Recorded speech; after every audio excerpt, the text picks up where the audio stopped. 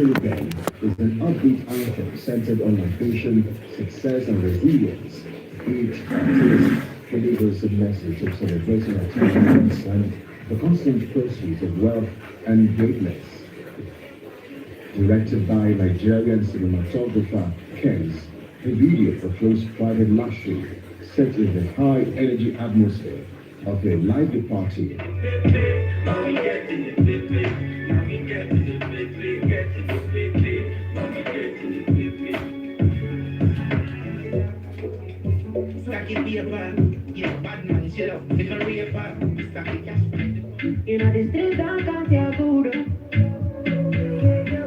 The official music video for Skido by Victoria and Olamide's stylish portrayal of confidence and success. The video expands on the song's themes of ignoring negativity and trusting in a higher power to achieve one's goals. Directed by Jide Ajala, the video uses a monochromatic background with both Victoria and Olamide dressed in modern minimalist outfits that blend black and white with bursts of color.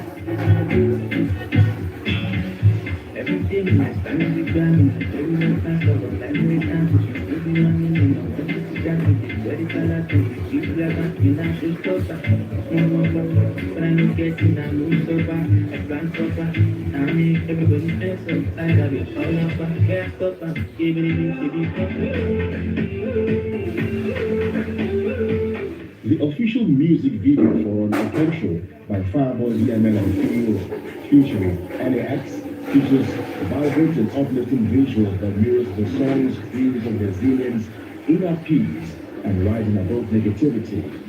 Directed by TJ Mori, the video unfolds on a scenic beach with the artists delivering calm yet powerful performances.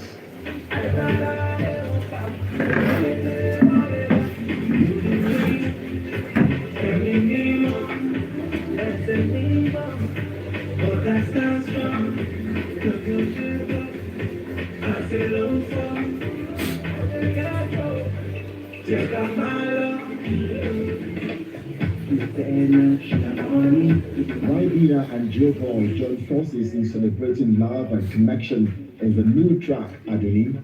The storyline introduces a twist with one of the artists attempting to secure a loan, adding intrigue and humor.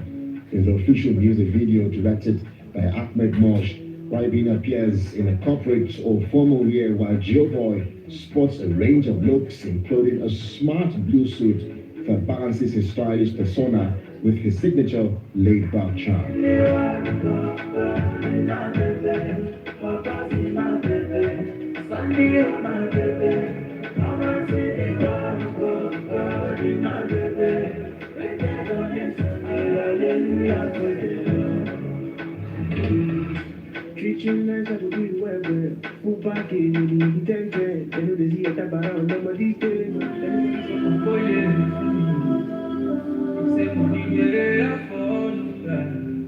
And rising act Ayomaf delivers a medley performance from his debut album, Prince of the Street. The album is a deeply personal body of work that reflects on his journey from the streets of Bariga here in Lagos, weaving in themes of ambition, hardship, love, and loyalty. Through the medley, Ayomaf brings these themes to life, showcasing his storytelling ability.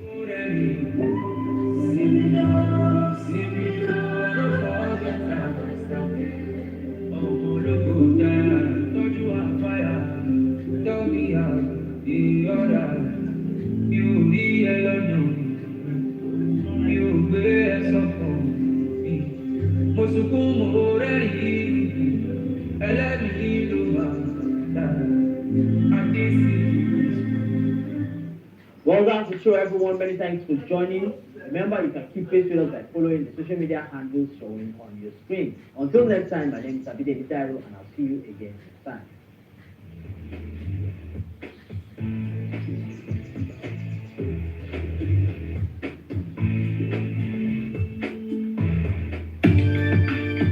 Hello and welcome to One to One. Our guest today is quite a remarkable individual. And I know I'm putting you in an incredibly difficult position. The tourism was so alien to People thought we were crazy. The world has always recognized the creative genius of Nigeria. But what in you personally? Game-changing discussions on the big ideas that shape our thinking. We've been very focused on trying to accomplish something that is typically not done. You have to be deliberate. That's the point I'm making. But it appears that things have gotten worse. So what happened? How did we get here? Let people think. Let the people be bold. And the country can change. This is One to One.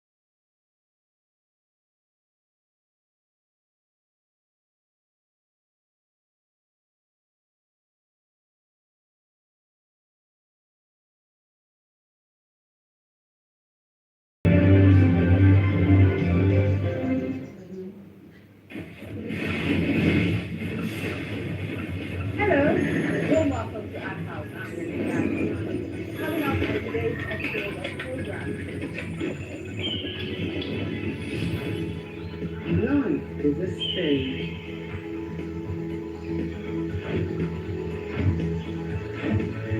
A bold canvas.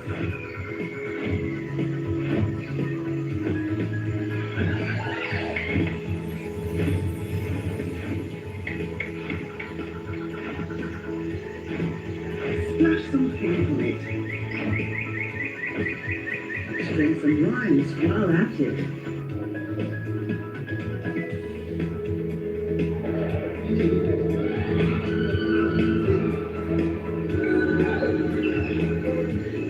Then enjoy it on Art House. Receive life in rich curves, bright colors, and most exciting forms. Join us as we savor intriguing sights and sounds at these times. Art House, life is art. Coming up on TPI. There are two things that frequently came up in the book of Revelation that Jesus begins to challenge those churches on. One of them is idolatry, and the second one is sexual immorality. What is the common denominator between sexual immorality and idolatry? The worship of self.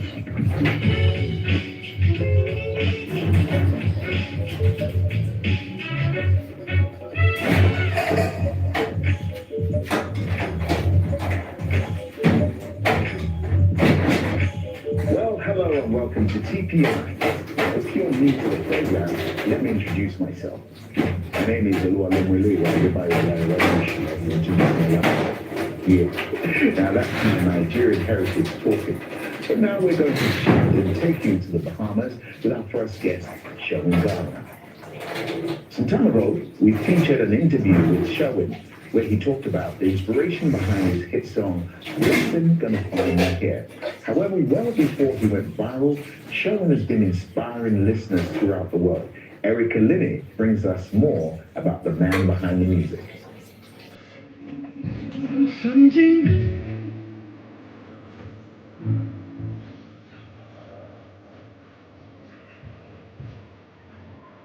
Award-winning singer and songwriter Sherwin Gardner has been a powerful voice in Christian music for decades. In 2024, Sherwin released Find Me Here, which quickly went viral, resonating with listeners across the globe. However, his life song was being written even before he was born. My mom was very sick when she was pregnant, and at that time she didn't know she was pregnant, and the doctors told her she had to abort me when she found out. She said if God gave life, only he could take it away. So from that moment, she said she knew that I was destined for something greater. When I was 5 years old, my cousins, my brothers, and all of us were singing at my grandparents' house for biscuits. That's what we were singing for.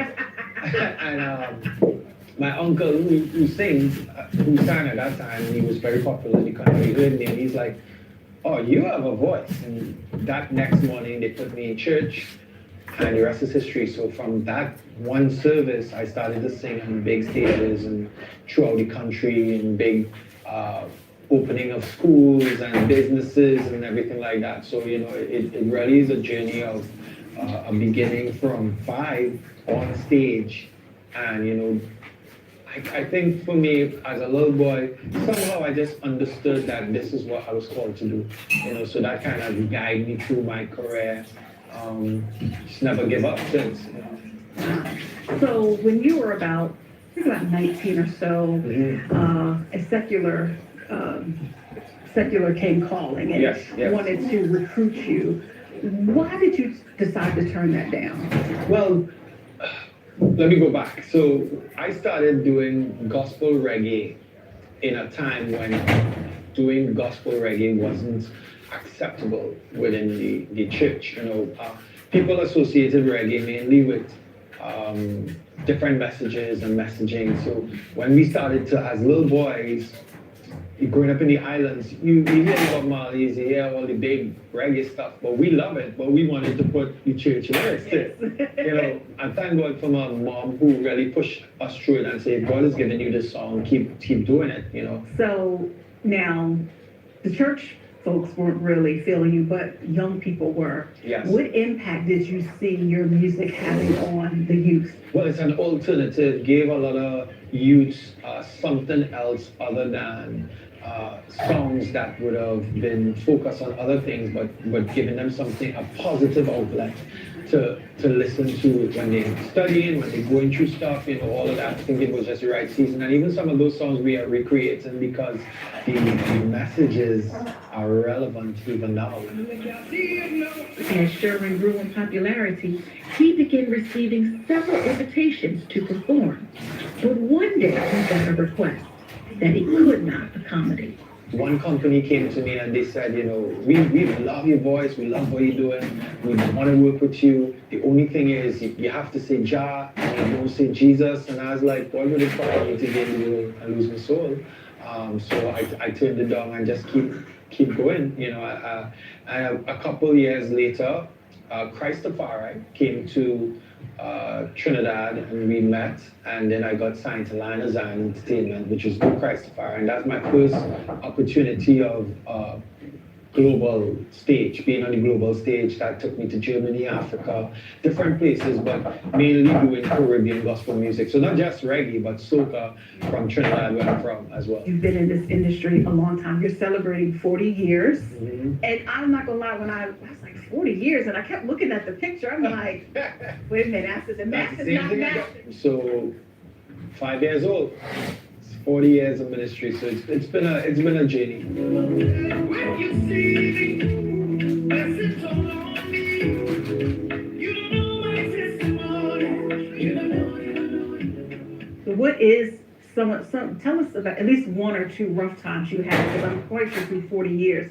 People see you now, but through that 40 years, what were some of the down times, and how did you overcome that? Yeah. You know, I had down times, you know, even going through the choice of doing gospel and or just regular reggae. I remember I was one of the guys they used to target a lot because of the fact that I was so bold about speaking against certain things, and even from a political perspective as well in the music.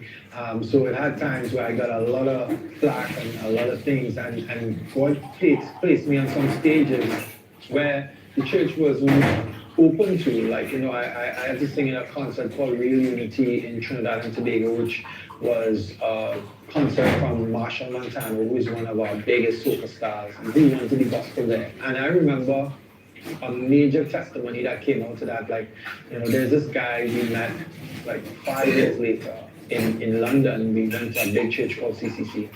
And while we were at the church, he came to us and he said, you know, I am the guy who's responsible for you being here, because he was one of the youth leaders. And he said, oh, thank you. And I'm thanking him. He said, but no, thank you, because when I was coming into Real Unity, he was singing a song called Seek the Most High.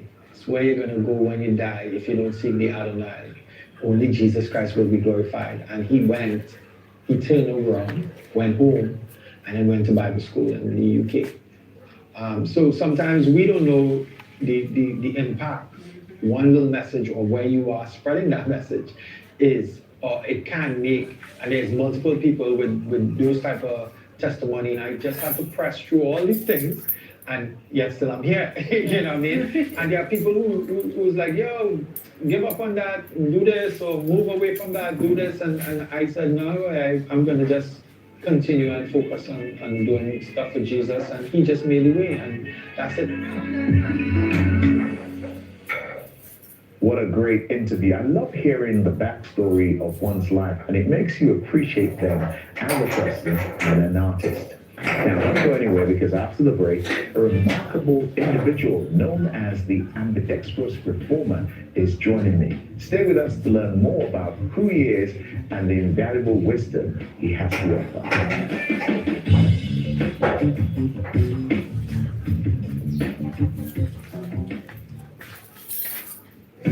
Your Turning Point experience doesn't have to end when the program is over. Follow us on your favorite social media.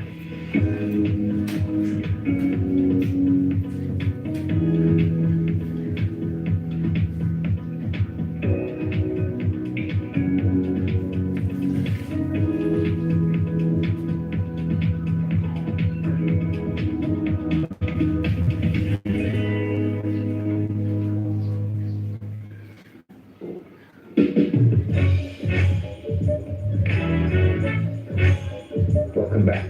He's a voice of reason in our generation. Elijah Israel Shinak is the ambidextrous man I was referring to earlier.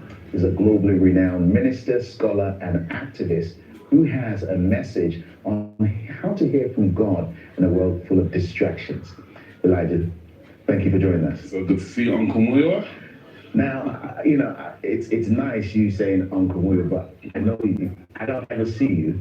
The only time I've seen you in the last 5 years was at the Houses of Parliament when you were rolling with the MPs. Yeah, around February, yeah. So we only see you with powerful people. I'm screaming, man. But Elijah, it's such a joy to be here with you, and I have to say, whilst we're on camera, You're an absolute blessing. You bring joy to our hearts. But this is not time for family outpourings. Let's get to work. Yes, sir. You are known as a prophetic voice, not just in the UK, but here in America and globally. So I want to get some thoughts from you on the state of our hearing. Not just young people, but older people, because you switch on your social media, which you use very, very well, very powerfully.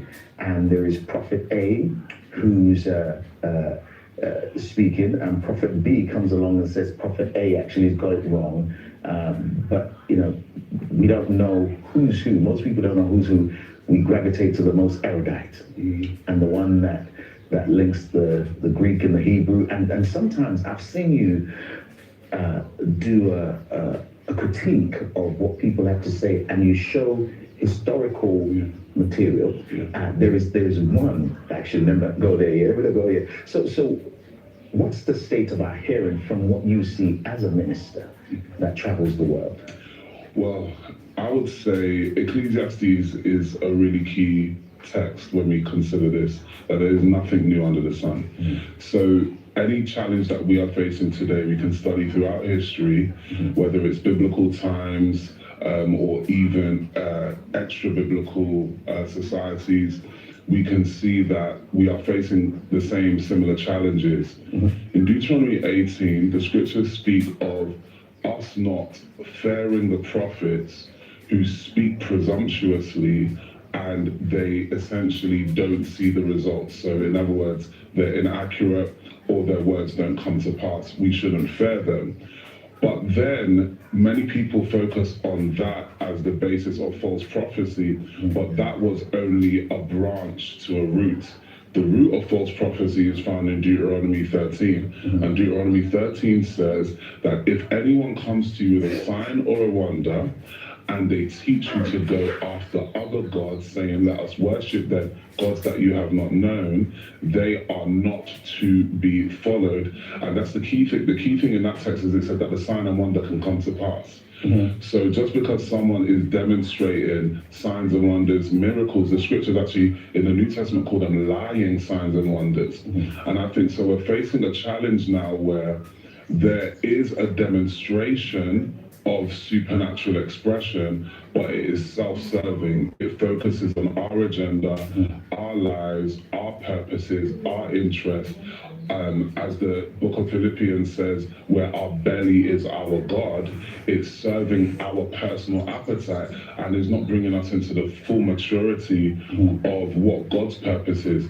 Ephesians 4 tells us what the purpose of apostles, prophets, evangelists, pastors, and teachers is, and that is to bring us into maturity, to grow us into the fullness of Christ, to grow us into the head. So I think the challenge that we are facing today with our hearing is that we are hearing according to our own interests and desires. And 2 Thessalonians tells us, forgive me for being a walking Bible with this, but 2 Thessalonians tells us that whenever you see false teachers arise or false prophets arise, that they are always sent because people have not loved righteousness. So a false prophet is the fruit of a false heart. It's never the other way around. It's never that deceivers rise up and turn hearts. It's that hearts are already turned. And so we're seeing that the product, the false prophets that we're seeing arise, you have a false prophet for every human desire, a false prophet for every human interest. And so the challenge we have in our generation is because of the plethora of lusts, the plethora of desires, the insatiable appetite for human and personal greatness, there is an abundance of liars. So interesting thesis you have on this, and one of the things I'm grateful for is that you walk with the Bible. Yes, sir. So when you make a statement, you back it up. But the challenge then for us is, how do I know God's desire if I'm struggling to know Him? So for those of us who consume content on Instagram, and then there's so many platforms now you get messages on. What should be our first stop so that we are able to know which is of God and which is not of God? How do I do this journey of actually knowing this God better? Because the prophetic ones is cool, because they say it's going to rain and it starts to rain. You know. Revelation 19:10 tells us something wonderful. The Apostle John encounters an angel and he bows down to worship this angel. And the angel says, I am of your brothers, the prophets. Do not worship me, for the testimony of Jesus is the spirit of prophecy. This angel rebukes his adoration of the prophetic expression and tells him to worship God. And that goes back to Deuteronomy 13, because it's always been a worship issue. It's always been a worship issue. Even with Eve, she was faced with a choice.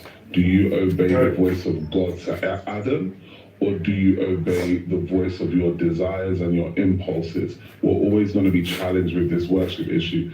True, the way that we can discern ultimately what is of God and what is not of God is what it causes us to submit to. Who are we primarily submitting to? Are we primarily submitting to our own interests and our own desires? Or are we seeking after what pleases the Lord?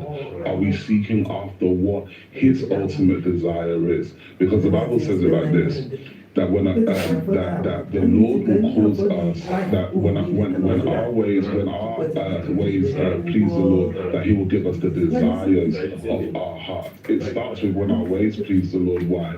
Because when we please the Lord, when our ways begin to please the Lord, he gives us what to want.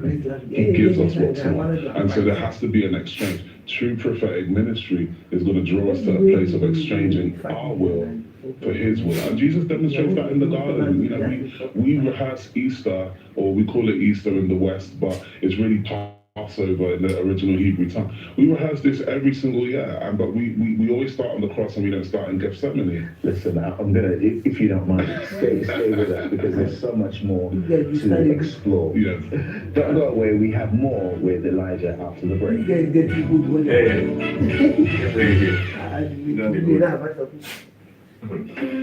Your Turning Point experience doesn't have to end when the program is over. Follow us on your favorite social media. Before the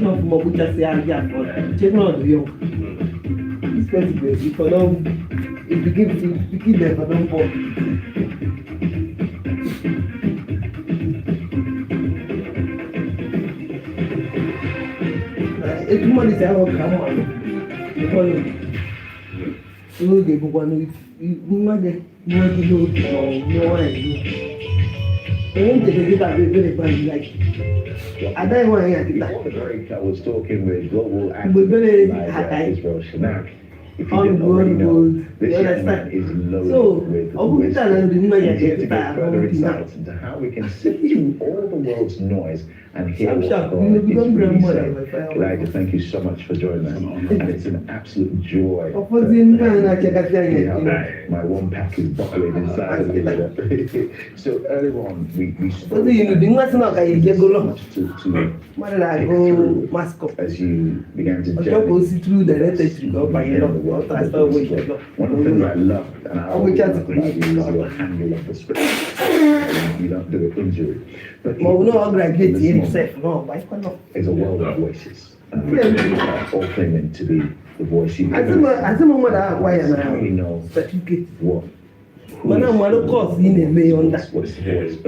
What do you feel personally in terms of your revelations, and also the conversation you have with the prophets and the apostles, to what God is saying at this moment to not just the church, but to us as a people of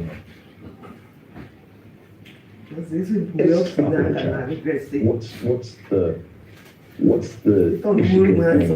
that we need to be aware of right now? The book of Revelation says that when Jesus introduces himself, he introduces himself as the first and the last. First and the last, because what was in the beginning is what shall be in the end, and therefore The beginning of the church and the challenges that took place in the early church are challenges that we face in this time, as we call the end time. There are two things that frequently came up in the book of Revelation. If we look at the seven churches, two key things that Jesus begins to challenge those churches on. One of them is idolatry, and the second one is sexual immorality. One of the things that God is addressing right now, like never before, in the church, he dealt with it with one church. He called it the doctrine of Balaam. That Balaam put a stumbling block, which caused in front of the children of Israel, that caused them to commit sexual immorality with mobile women and also go after idolatry. And therefore, the children of Israel, even though Balaam could not curse them after they compromised, he could now enforce a curse. Secondly, Jezebel. The Bible says that there's that woman that you tolerate who teaches you to commit sexual immorality and to eat food offered to idols. What is the common denominator between sexual immorality and idolatry? The worship of self. And right now, the church needs to get out of itself. It's a call to Galatians 2:20. It's a call to self-denial. Pick up your cross, not your prayer requests, not your personal ambitions. Right now, the world is shaking. And what if you can personally build a plan? You don't know what's about to happen tomorrow. Now, what are some of the parts of the world where you've seen the church exemplifies this cross? Because sometimes I think, man, you beat the church in the West up. Absolutely. Well, the church in the West, remember, you have to go back to 1492, which is an important period of time. Christopher Columbus, who is given the doctrine of discovery from the Catholic Church, he is released from the church, from the Catholic Church, and several other European explorers were released to go to native lands to essentially discover inhabited lands.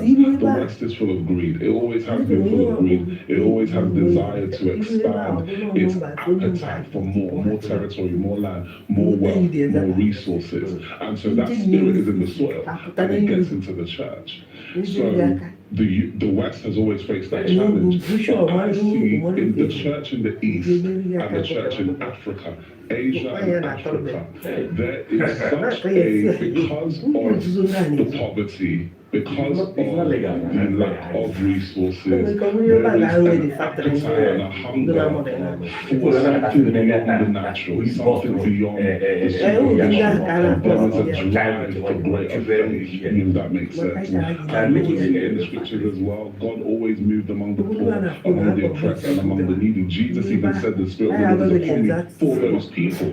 So that tells us that there's a need to, even though you have wealth, even though you've got resources, abase yourself, humble yourself. The West must humble itself. So just for those who are listening, they can explore more of these thoughts through your ministry. You're all over the internet, social platforms. You can plug into the ministry, and you're launching some things in terms of resources for the body. But for those someone who's listening, would you please pray for us, pray for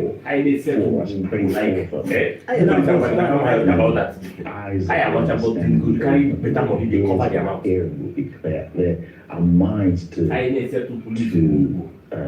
rightly divine or pray as you Lord Jesus, we honor you this time.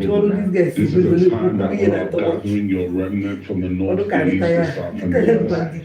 I'm asking you now more than ever before to pour out your spirit upon all of the souls that are weary and are hungry and crying out for you across the world. Would you liberate them from the deception of the evil one? For he knows that he only has a short time left. But I am asking you that you would break the powers of lies, of deceptions, of deceit that would cause men to go after the worship of everything else but you. Cause the heart to be liberated from darkness and totally submitted to you and you alone. Not our political ideologies, not our selfish ambitions, not our own desires, but teach us to worship you. You said in Genesis 2 that you could not pour rain upon the earth because there was no man to till the ground. That word till means to worship. You desire to create a worshiper that you could release rain in the earth. Release your worshippers again. Raise worshippers all across the world that would be hungry and desperate and desiring for one man and one God only, which is the Lord Jesus Christ. In Jesus' name, amen. Amen, amen, amen. Well, if you need prayer or would like to know more about what it means to have a relationship with Jesus, please message us on WhatsApp and someone will contact you. For our viewers in the United States and Europe, you can call us using the numbers on the screen. You can also find our contact details on our website. Now, don't go away. We have more truth, power, and inspiration for you after the break.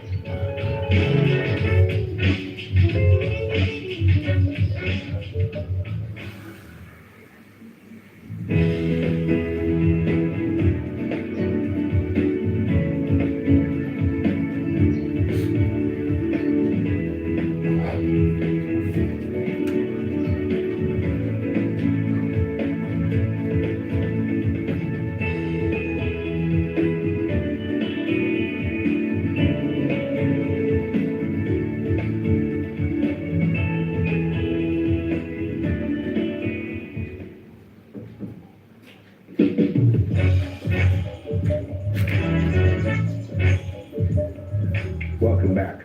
We reached the end of the program, but before I go, I want to share with you one final thought. It comes from Pastor Rick Warren, who said, if you want a healthy mind, you must feed your mind with truth. We leave you with music from Ugandan artist Mugu Femi singing Favor. From all of us here at TPI, goodbye and God bless you.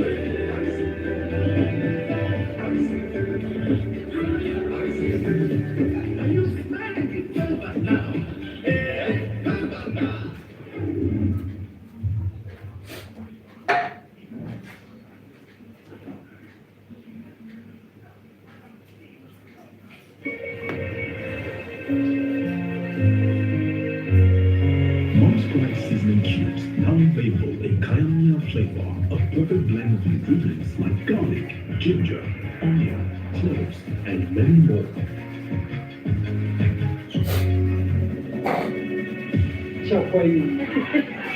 Mom's Pride Kayamia, Mom's Pride Dadawa, and Mom's Pride beef flavor. Mom's Pride. Share the pride.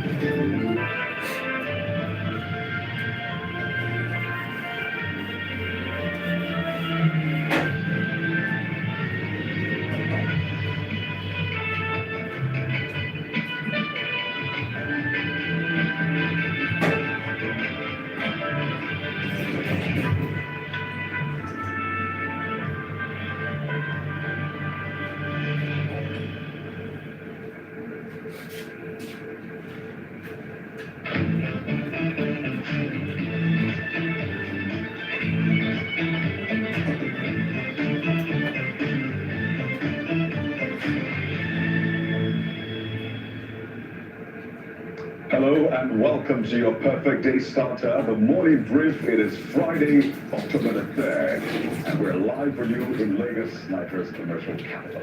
I'm Kaya Dele, and we say welcome. It is 2 days after Nigeria's Independence Day celebration, and yes, all of the messaging, the talks are settling in for what will be another year of nation building. Another one on the show this morning. Bukola is live in, wait for it, the nation's capital, Abuja. Hello, Bukola. Hello, Daddy. Quite a surprising start to the program, but that's not for as far as surprises are concerned.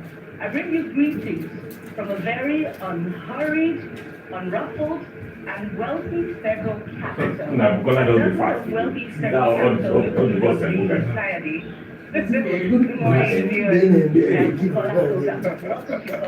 Right here on Channel Television. I am live in Abuja. I see what you're doing there, Bukola. Abuja actually looks good on you, I must say.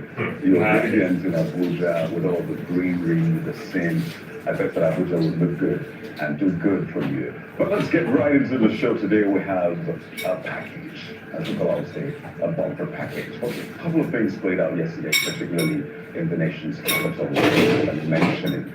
First was that meeting to INEC by the European Union, particularly the delegation which visited the INEC chairman, the EU mission during the 2023 general election, visiting the INEC chairman, Professor Mahmoud Yakubu. And a couple of things were said, but this goes back to some of the recommendations that the EU election observation mission made following the 2023 elections. And in fact, the INEC chairman, of course, joined his voice to that of the EU mission, saying we need to ensure that electoral reforms are done quickly. Lest we forget that we're already done with 2025. So all we have is just about 2026 before we hit 2027. We have that general election coming up. So time is of the essence. As I said, lots of recommendations were made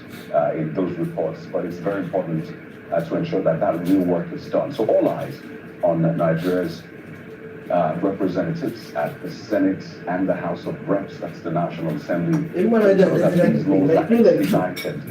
Hey, him and I like before, like only the twice a week laws, session. only the provisions that will strengthen our electoral framework are approved and passed. And there's a hurdle, of course, of the president assenting to the law. But that's major highlights, really, from the nation's capital, Abuja, yesterday. Don't forget that Professor Mahmoud Yakubu will be leaving office very soon, and there are big question marks about who will replace him as the chair of INEC.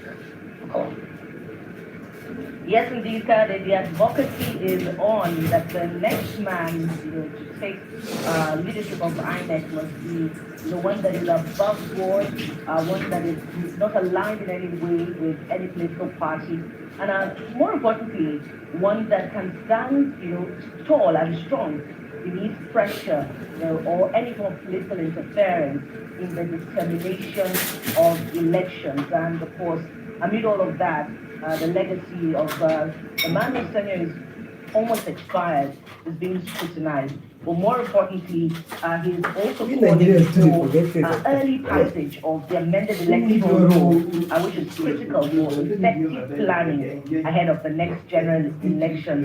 A quick, outline of some of the items we're expecting from electoral amendment. We talked about one of them weeks ago on the morning brief, diaspora voting, to give diaspora a strong voice in our election management and determination, particularly because of their contributions to Nigeria's economy. When we, recall diaspora remittances, which are increasingly becoming, significant as contributions to the economy. We talk about election timetable and arrangement, which is also critical to resolve and the bipartisan nature of either the National Assembly or the state assemblies, amongst a few other items on the electoral amendment bill that is currently before the National Assembly. So early passage, we're just a few months down the line to 2027 before the next presidential election. We're also looking very closely at the presidency just to see if there'll be a repeat of the back and forth under the last administration, where there were items on for electoral reform at that time. We hope that history will only repeat itself in a different manner, not exactly the same as last time. But Kade, speaking of what played out in Abuja yesterday, that's not all. We also see that the court has rejected the suit against President Tinubu over Rivers emergency. Justice James Omotosho of the Federal High Court ruled that the plaintiffs lack the legal standing to institute the case.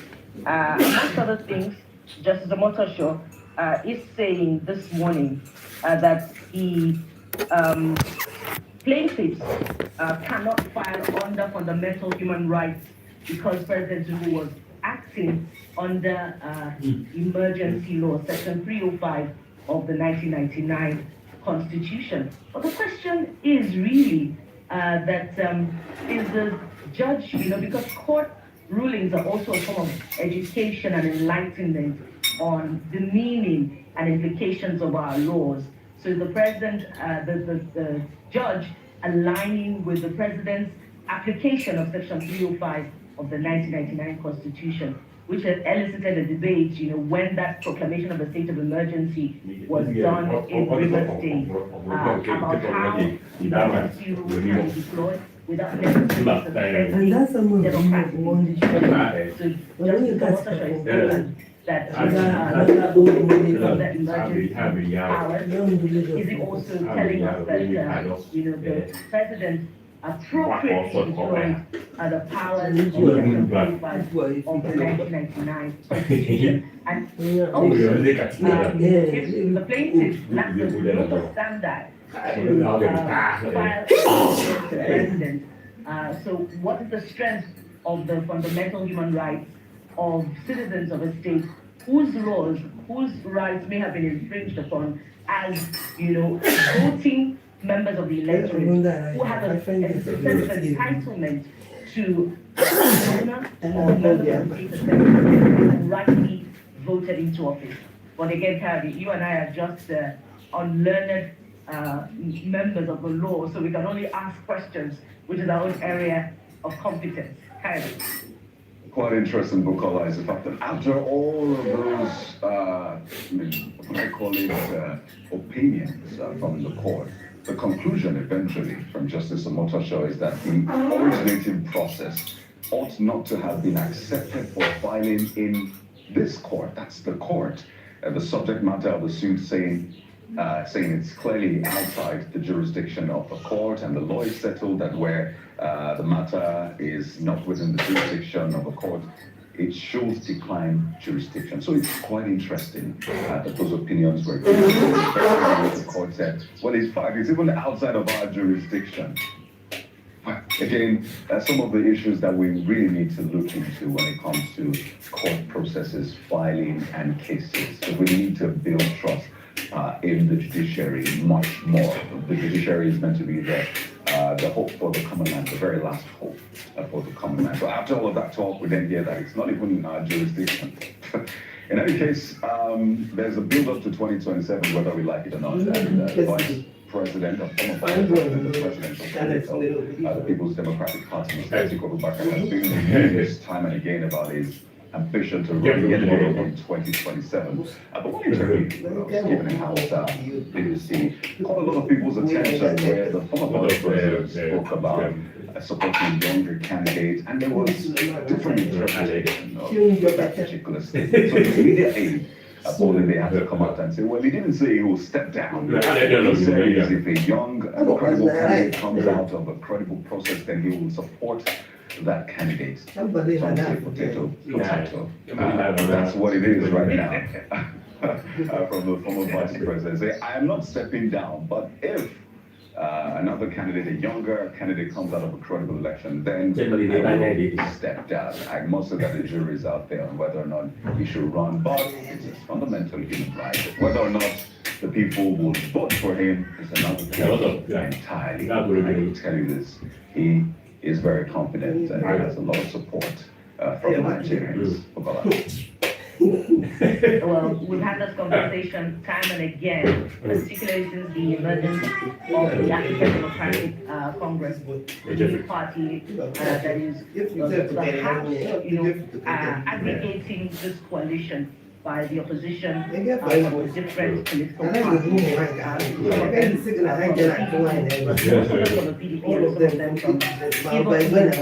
parties.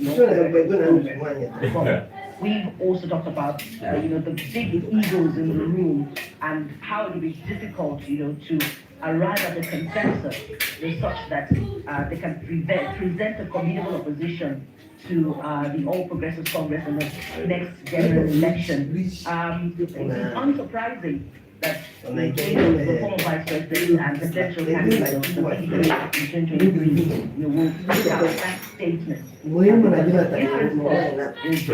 Is what many now consider the traditional runner for the office of the president. The question is, if indeed he was in 2027, win is his fundamental right to run for the office of president. Abraham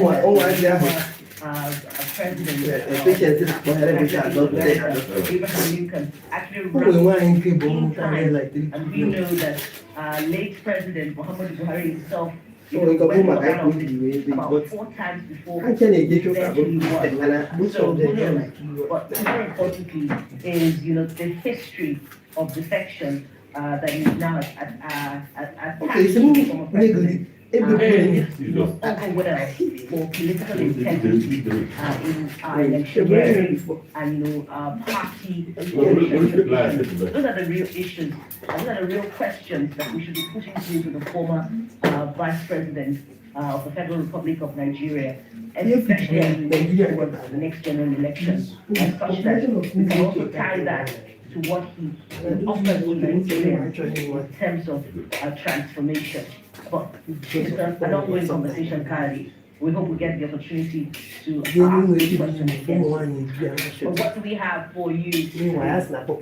Well, I can tell you, Bukola, that there is no escaping those questions eventually. They will come. I will ensure we get the answers for Nigerians. But elections. Let's talk about elections, but what are the daily saying about yesterday, today, and maybe tomorrow?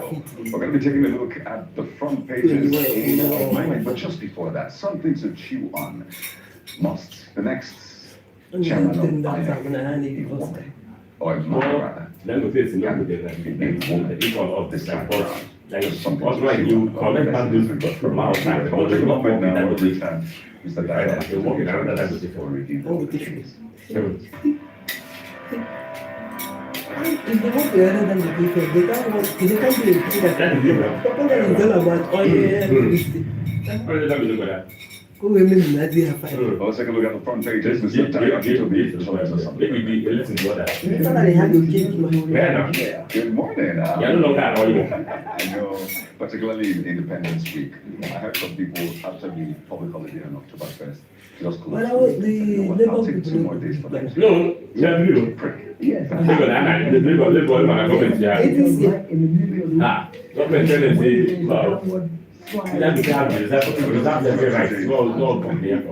on. But let's take a look at the front page. Quite a number of issues making the front page. If you don't want the second option, I think we'll start with. I'm going to let you truck driver side. I think we don't have a lot of time. Even truck drivers, they don't have a Politicians know that. So we'll start with this Nigeria EU raised concerns over I'll go with charity.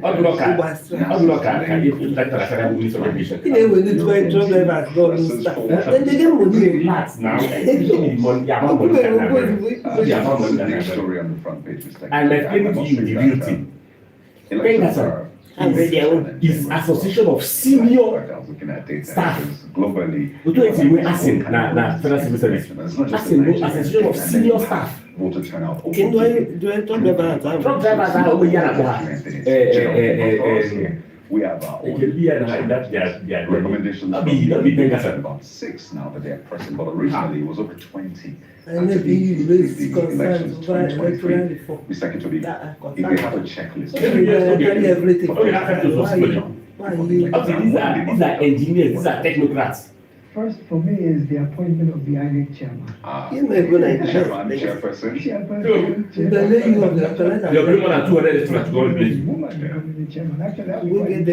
Actually, one of the highest paying companies.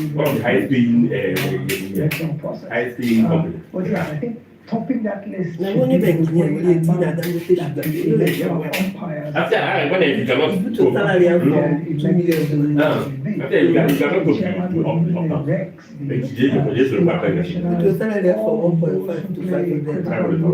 in terms of 200 announcing community and then even as you will receive higher than from medical doctors and giving us a credible outcome. I think Nigeria apart from the of the electoral umpires, the way the last few elections have gone.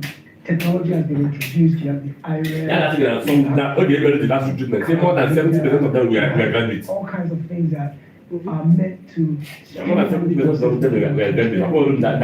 But the more we deploy technology and the more we see its shortcomings, the less Nigerians have trusted the process. And which has also mentioned that voter turnout is reducing, voter apathy is increasing. It seems like process that they no longer even bother because they don't trust the outcome, a true reflection of the will. So, the EU, like you said, came out with about 20 recommendations. What is interesting to me is that the outgoing chairman is fully supporting these reforms, but in the 10 years that he was there, when he had the opportunity not just to champion these reforms, but yes, I'm going to take you back, but not in that he did try to introduce some reforms.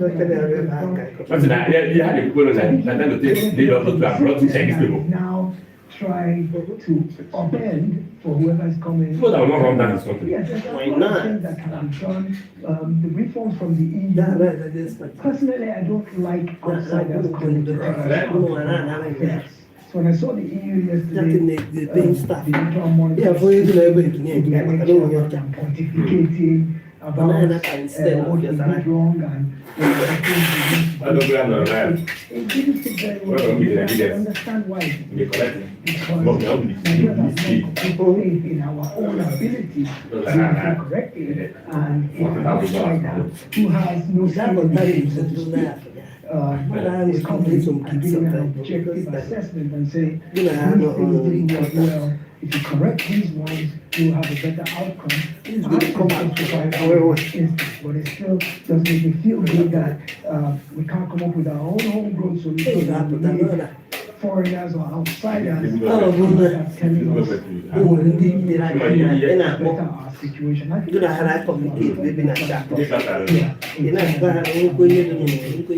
more.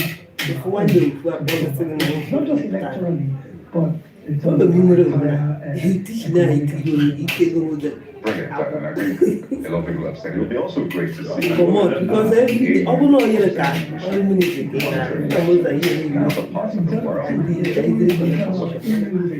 So EU can support European countries, monitor elections, or even ECOWAS, or Nigerian observer missions go to those countries observe. And say, you know what?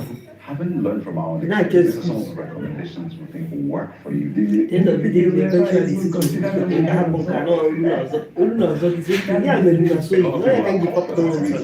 Let's balance things up. Very and just quickly to mention on the front, place your funds only in civilian licensed banks. NDIC.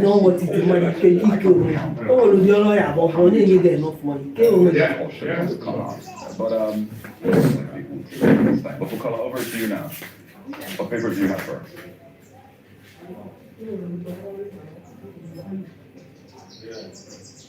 I have for you this morning the Guardian newspaper, but listening to you and Mr.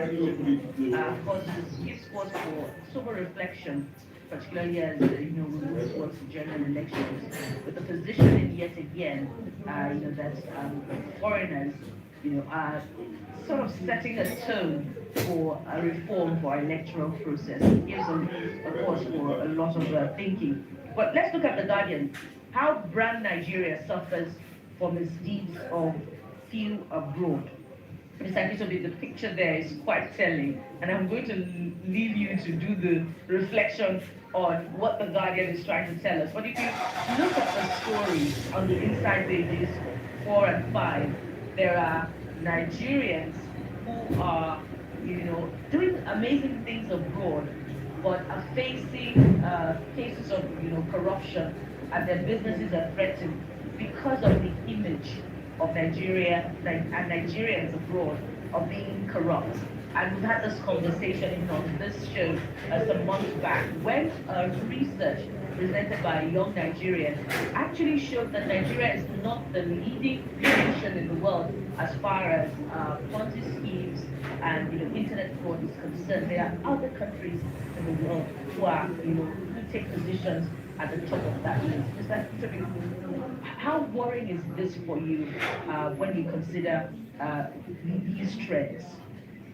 It's become quite an epidemic because globally we're seen in a certain light that has a very negative impact on a lot of our efforts overseas. For example, I particularly know an individual who just because Nigeria showed up on his CV wasn't able to get a job in the UK, and they kept telling him that, oh, you've worked in Nigeria, and this is the person who had dual citizenship, UK and Nigeria, and relocated to the UK, but had worked for a multinational conglomerate in Nigeria, and was told pointedly, the fact that you've worked in the financial department of a multinational in Nigeria, you would have picked up certain bad habits in terms of transparency, integrity, even if you yourself are an individual of integrity.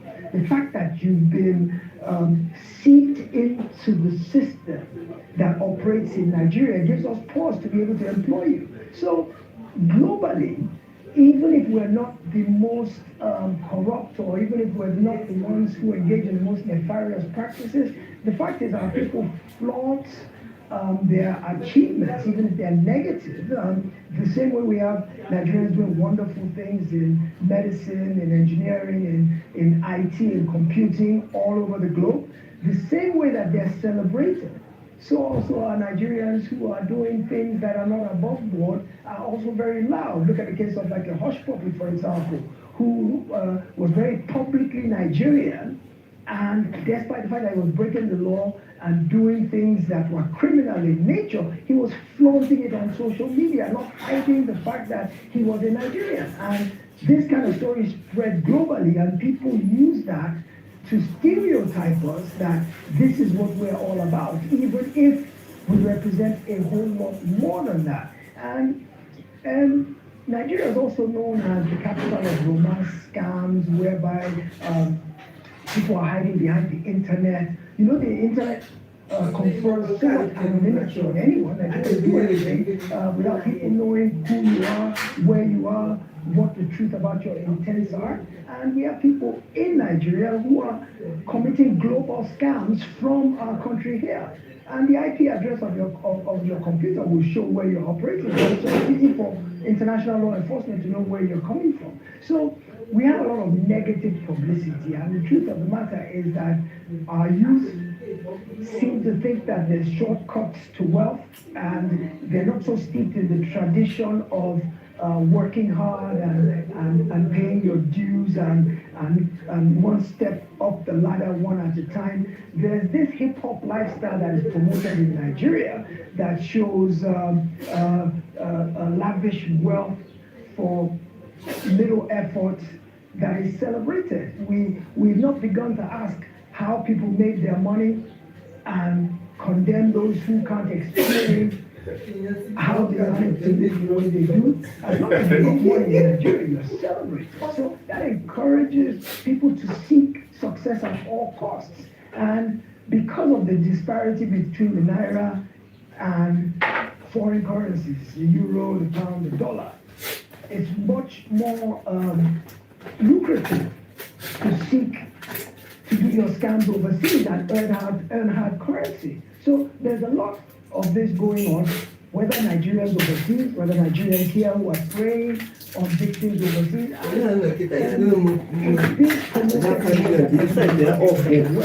suppose that President Buhari has been in office doing a lot of trying to burnish our image, to show what people are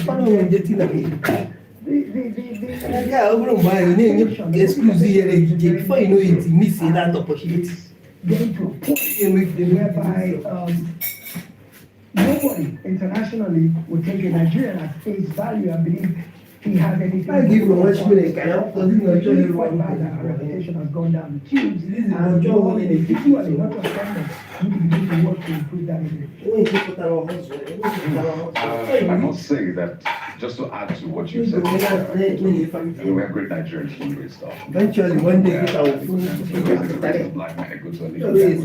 but when it's time to, tell the bad stories, they just I was speaking to some people from across the world, and I was just curious, what do you think about Nigeria? The top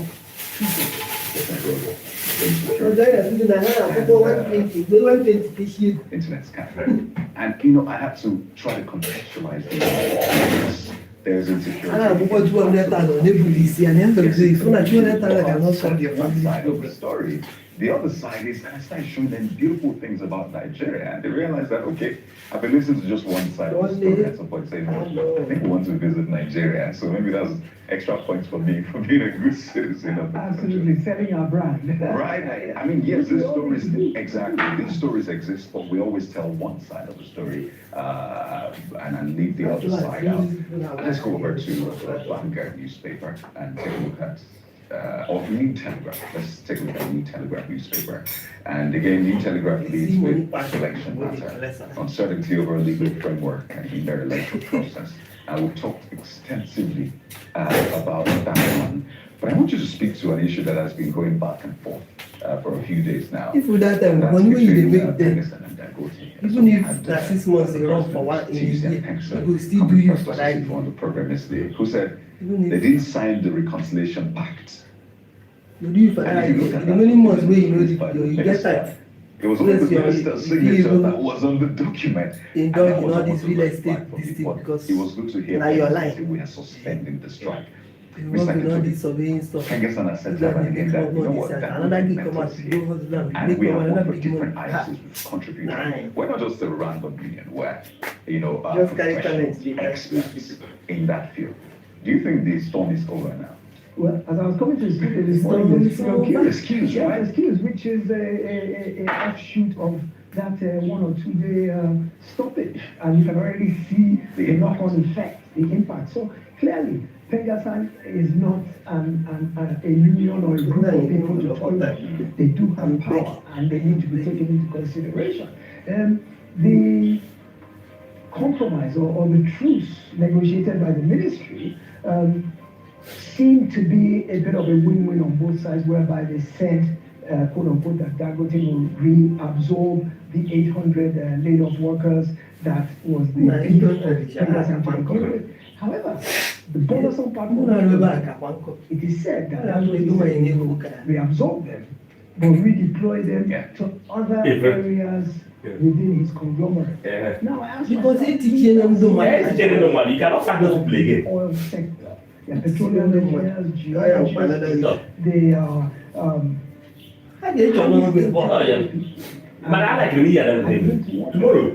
You know, we don't come like that, come to one sometimes. What is a petroleum engineer going to be able to do in a non-oil sector industry? By the time happy good night. After a month or two, they can't be. You will collect 1.8. round pegs in square. Because all yana kunondo na na shuno. I said, "You maka ya be one way." Oh boy, I chum. You okuru that meaning na here do no right.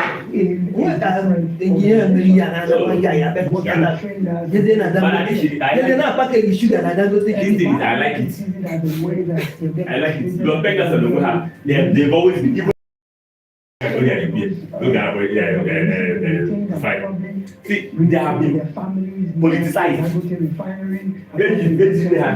They were politics. To go to Obajana cement factory in Kogi. You tell an engineer to go to Obajana. Petrochemical engineers are working in Obajana cement. So it is disruptive. Before that, on the surface. all people have most of them We had of this. I don't think this was resolved, which is why Pegasus put that caveat in place. Just suspended the council.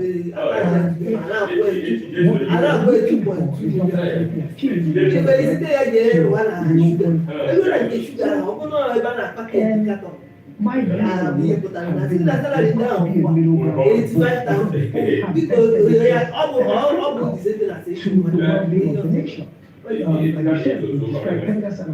pivotal to the value chain of the oil and gas sector. We also know that Dangote has brought succor to Nigeria by virtue of this refinery. When was the last time price stabilized since subsidy? So definitely the refinery is a positive for Nigerians, and it is an enterprise we should all support because it is good for the country. I mean, we're exporting diesel, we're exporting petrol, we're earning foreign exchange simply because of this refinery. So anything that would truncate or disrupt its optimal operations, we should guard against. I think we should support it because we should support it. We as people should support it. Yeah, there's all the issues of, oh, he's a monopolist, he doesn't have the best interest of his workers at heart. Every businessman is trying to squeeze every single naira of profit out of any operation. And that's why unions exist, so that they can negotiate tough to make sure that their employees or their members are getting the best possible deal and they're not being treated like slaves or being given unnecessarily harsh terms and conditions of unemployment. So the union sits to protect the interests of the workers. The entrepreneur or the industrialist works to maximize profit, be able to pay his loans. $20 billion is not a small amount of money. How much of his own money was in it? Most of it is loans that need to be paid back, both domestic loans and foreign loans. They need to be paid back. The banks are not going to want to hear from him that, oh, Pegasus made us down tools, we couldn't operate for 3 or 4 days. When your payment is due on the 30th of the month, it is due. And you don't pay it.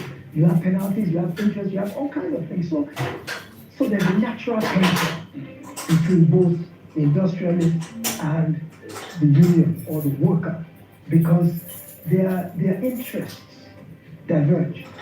Their interests diverge. So there's always got to be a meeting of the minds somewhere in the middle where each party gives up a little bit. And in this case, Dangote has said, okay, well, we absorb them, but I think he has outmaneuvered them by virtue of this notion of I'll redeploy them somewhere. So their jobs are guaranteed, their salaries are guaranteed, but I'm not sure any of them would be happy being in an industry beyond oil and gas. That is a very cynical analysis. You know, we've always thought, and I think that eventually the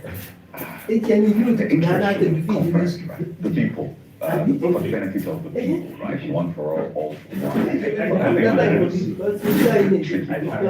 they get to that convergence, hopefully they get to that convergence. But I love the way you put it, and I must say that. What has it meant to you personally? Game-changing discussions on the big ideas that shape our thinking. We've been very focused on trying to accomplish something that is typically not done. You have to be deliberate. That's the point. It appears that things have gotten worse. So what happened? How did we get here? Let people think, let people be bold, and the country can change. This is One to One.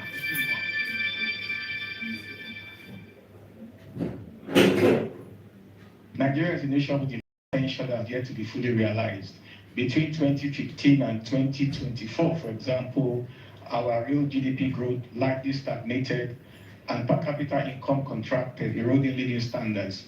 During this period, millions of Nigerians were pushed into poverty, squeezed by persistent high inflation, rise in unemployment and underemployment, even as 3 to 5 million young people entered the labor market annually while job creation lagged. The Human Capital Index, which is a measure of the future productivity of today's children, remains among the lowest in the world, with the most recent index suggesting that a child born in Nigeria in 2020 can expect to reach only about 36% of his or her productive potential, given current education and health outcomes. Today, roughly 40% of Nigerians, some 89 million people, are estimated to live below the poverty line. This is the second largest, assuming those numbers are correct, this is the second largest population of people in poverty worldwide after India.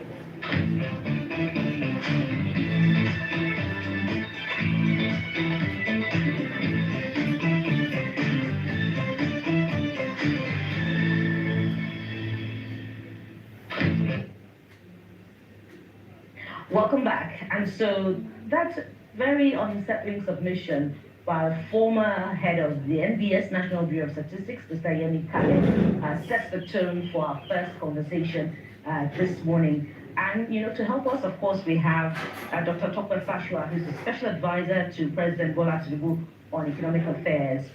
He joins us right here in our Abuja studio. Good morning, Dr. Fasua. Thank you. Good morning, and thanks for the on the program. And so Dr. Yemi Kale is a former Director General of the National Bureau of Statistics, and in fact, under his watch, there was a GDP rebasing, and Nigeria was adjudged to be the largest economy in Africa. So one cannot ignore, you know, when he gives out data, and he's currently chief economist at the Afrexim Bank. So 89 million people out of poverty, living below the poverty line, and representing 40% of the population. This, you know, goes in contrast with the strides that the administration is reporting. How do you respond to such statistics? Well, thank you very much. Of course, As he said himself, he said, if you believe the numbers. Well, he's an experienced statistician. He understands where the booby traps are, Because when he said that, I've also done a bit of research and I wonder where he got the number from. But many times statisticians work with estimates. So you can take in there because just this morning, if anyone goes to what they call the World Poverty Index, which is the worldpoverty.io, you see that against Nigeria is listed 71 million people, not 85 million people, not 80 million people. And in fact, I remember that when the World Poverty Index started about 5, 6, 7 years ago, we had about 76 million people there. So in fact, it was surprising to me, and well, not so surprising to me because I have my own data, research, opinion about what's going on. But even on the World Poverty Index, the number of poor people in Nigeria has reduced. That's the extremely poor people in Nigeria has reduced. So that's remarkable. And you ask if how does that jive with the current rhetoric and current narrative of government?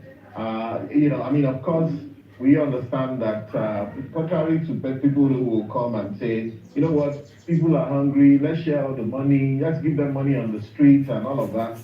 The current administration of President Bola Ahmed Tinubu is saying that, look, we are not going to really be sharing money. We want to do something that takes us on a different trajectory, that paints a new picture, that prepares even our children and unborn children for a better life than what we have had. Even though it must be said also, for those who try to compare Nigeria to 1960, that in many ways we are living a better life now than used to be the case. That's the truth, In 1960, just after independence, we had a whole lot of people, of course, living in villages and so on. It was when we took over government as nationals ourselves that people started moving from villages to Lagos, to Ibadan, to Kaduna, to Enugu, and all of that. And then that created a kind of urban poverty because people found themselves in those cities and they were out of sorts as to what to do and what to. So anyhow, now the focus of President Bola Ahmed Tinubu is not only to tackle the poverty issue, which is historical, like I've said. Part of it is historical, part of it is, this is where we find ourselves. There are families who have been in generational poverty, but many times also, how do we get them to take different decisions? There are people who have children today and say, okay, you know what, we don't want them to go to school because I didn't go to school, so why would they go to school and all of that? And then that becomes a generational issue, people recreating themselves, people believing that they have generational curse, for example, is a curse against us, we're not going to live. And of course, if you have 100 people in the room and 10 people are poor and hungry, the voices of the 10 people are going to drown the remaining 90 people. What we're doing since President Tinubu came is to have tectonic shifts in the way people think, tectonic shifts in the way the government operates, and you can see that from President Tinubu's last independence speech. I mean, how can someone roll out all those indices about positives going on in the economy, in the GDP, in revenue collection, in what have you, in the trade balances of the country, in revenue generation, in the health sector, in humanitarian services, and of course, people will still come and say, is that what we're going to eat? Now, people should try, including I've heard professors saying that, is that what we're going to eat? Fine, people should learn not to think only about themselves. Because if we are saying that you want to have a better country, it had better be good and better for majority of the people. But if you're saying you yourself, you think that you are poorer today than you were a few years ago, and then that means that nothing is being achieved, you are wrong, And again, so what the reforms of government has done is to say there are new opportunities for people to get involved, to reposition, even the investment in infrastructure. For example, roads, bridges, and co that people criticize. What the third most important need of human beings after food and shelter, and clothing is transportation, mobility. People need to be able to live where they are, to go to where they can find a job. If there's a construction site, if you try, maybe you are selling the sand or selling the cement or offering labor. These things are there. And so, but for somebody who has decided that, look, I don't want to get involved, oh, this country is that, this is what you're going to get. So, but the government, I mean, like Chima said, well, as he wrote, that they went since a naked bird said that since human beings have learned to shoot without missing, it will fly without perching. As much as people are very critical of government, no matter what you do, if you build infrastructure, you say, why are you building infrastructure? If you don't build it, say, why are you not building infrastructure? So the government too, we have learned that, look, we must continually communicate what we're doing and highlight the good sides of the achievements of government. And we must be constant about it, we must be unrelenting about it. And that's why I'm here, and that's why, even though I'm an advisor on economy, you see that every time you come and communicate the achievements of this government. I understand very, very much the power of the media, including social media, including traditional media as we're on today. I understand the power of communicating these issues, because if we don't, nobody will sing our praises for us. Well, so many things have come through from what you have said. First of all, the people reserve the right to question what government is doing. Absolutely. Because in this case, they are the employer of the employed. That would be the elected and appointed. And you also talked about data. The data put out by Dr. Khaled may have been,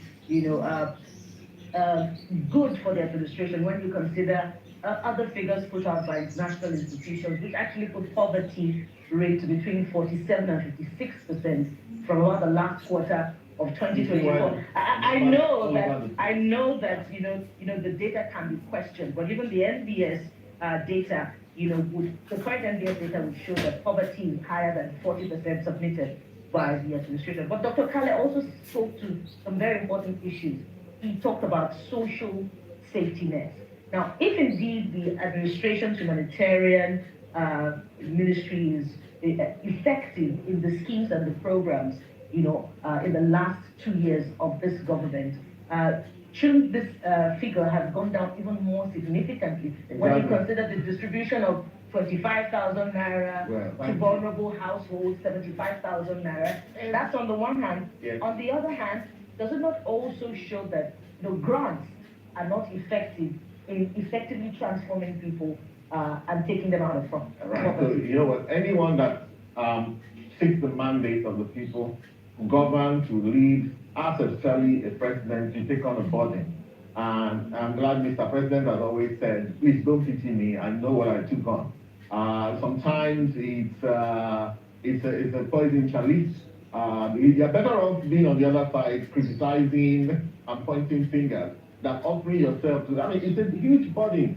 Sometimes I wonder why people do it, even though I've done that myself in the past, in 2019. But sometimes we're looking back and thinking, what was I thinking? So that's it. For one, anybody that says is going to do that, you inherit all of this problem. People are going to come after you.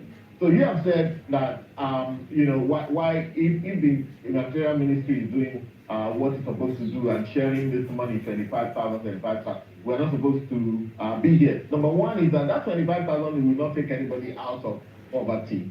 It's just money to feed, to tide over to a certain point in time. That's why, more and more. However, you'll also realize that we get been pushed in that direction, especially by even many international agencies. The IMF, the World Bank will come and say, you know what, we want to give you money to go and share with people.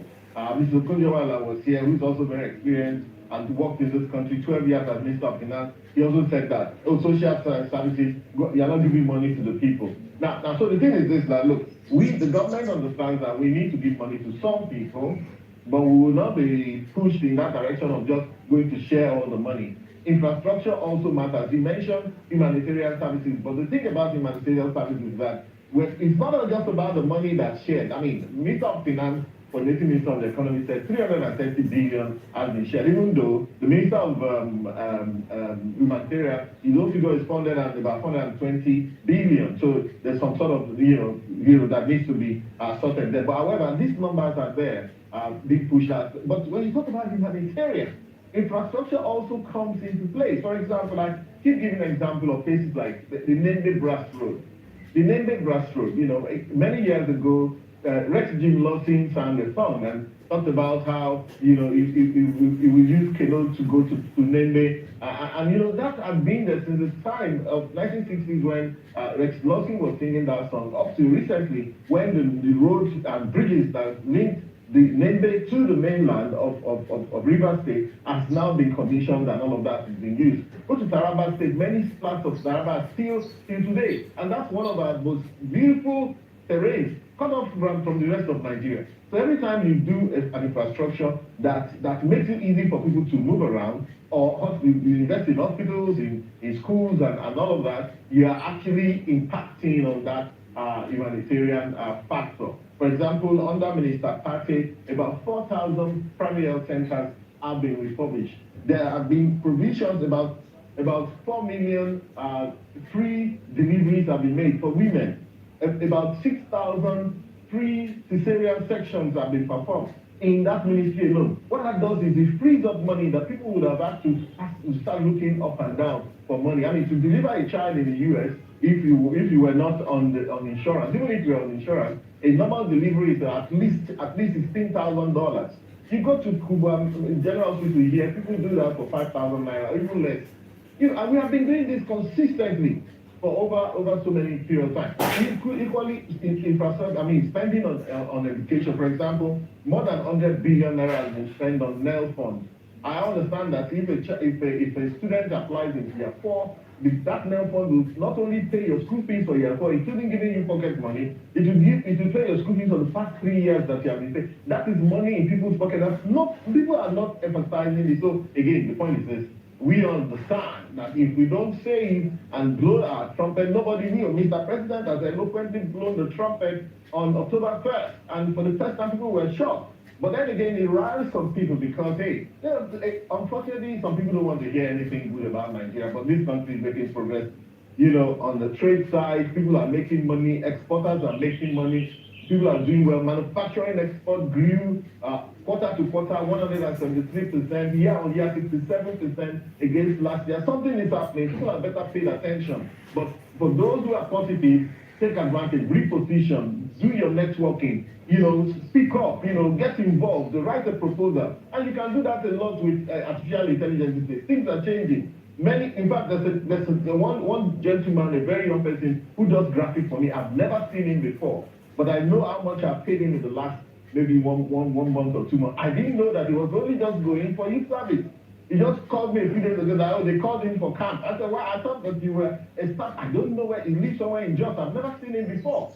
So these are young people. We don't tell you that they are making money. There are many young Nigerians are working remotely, presently for the United States, in the United States, in the UK and everything. They're making that. Some of them are getting paid by cryptocurrencies. None of them are earning good amount of dollars. They won't speak. So one thing we have also realized, you know, the cognitive dissonance, the fact that only people who are on the wrong side of things, but I'm noting the fact that no policy will benefit everybody, number one. Number two, that there's no country in the world where everybody will be rich.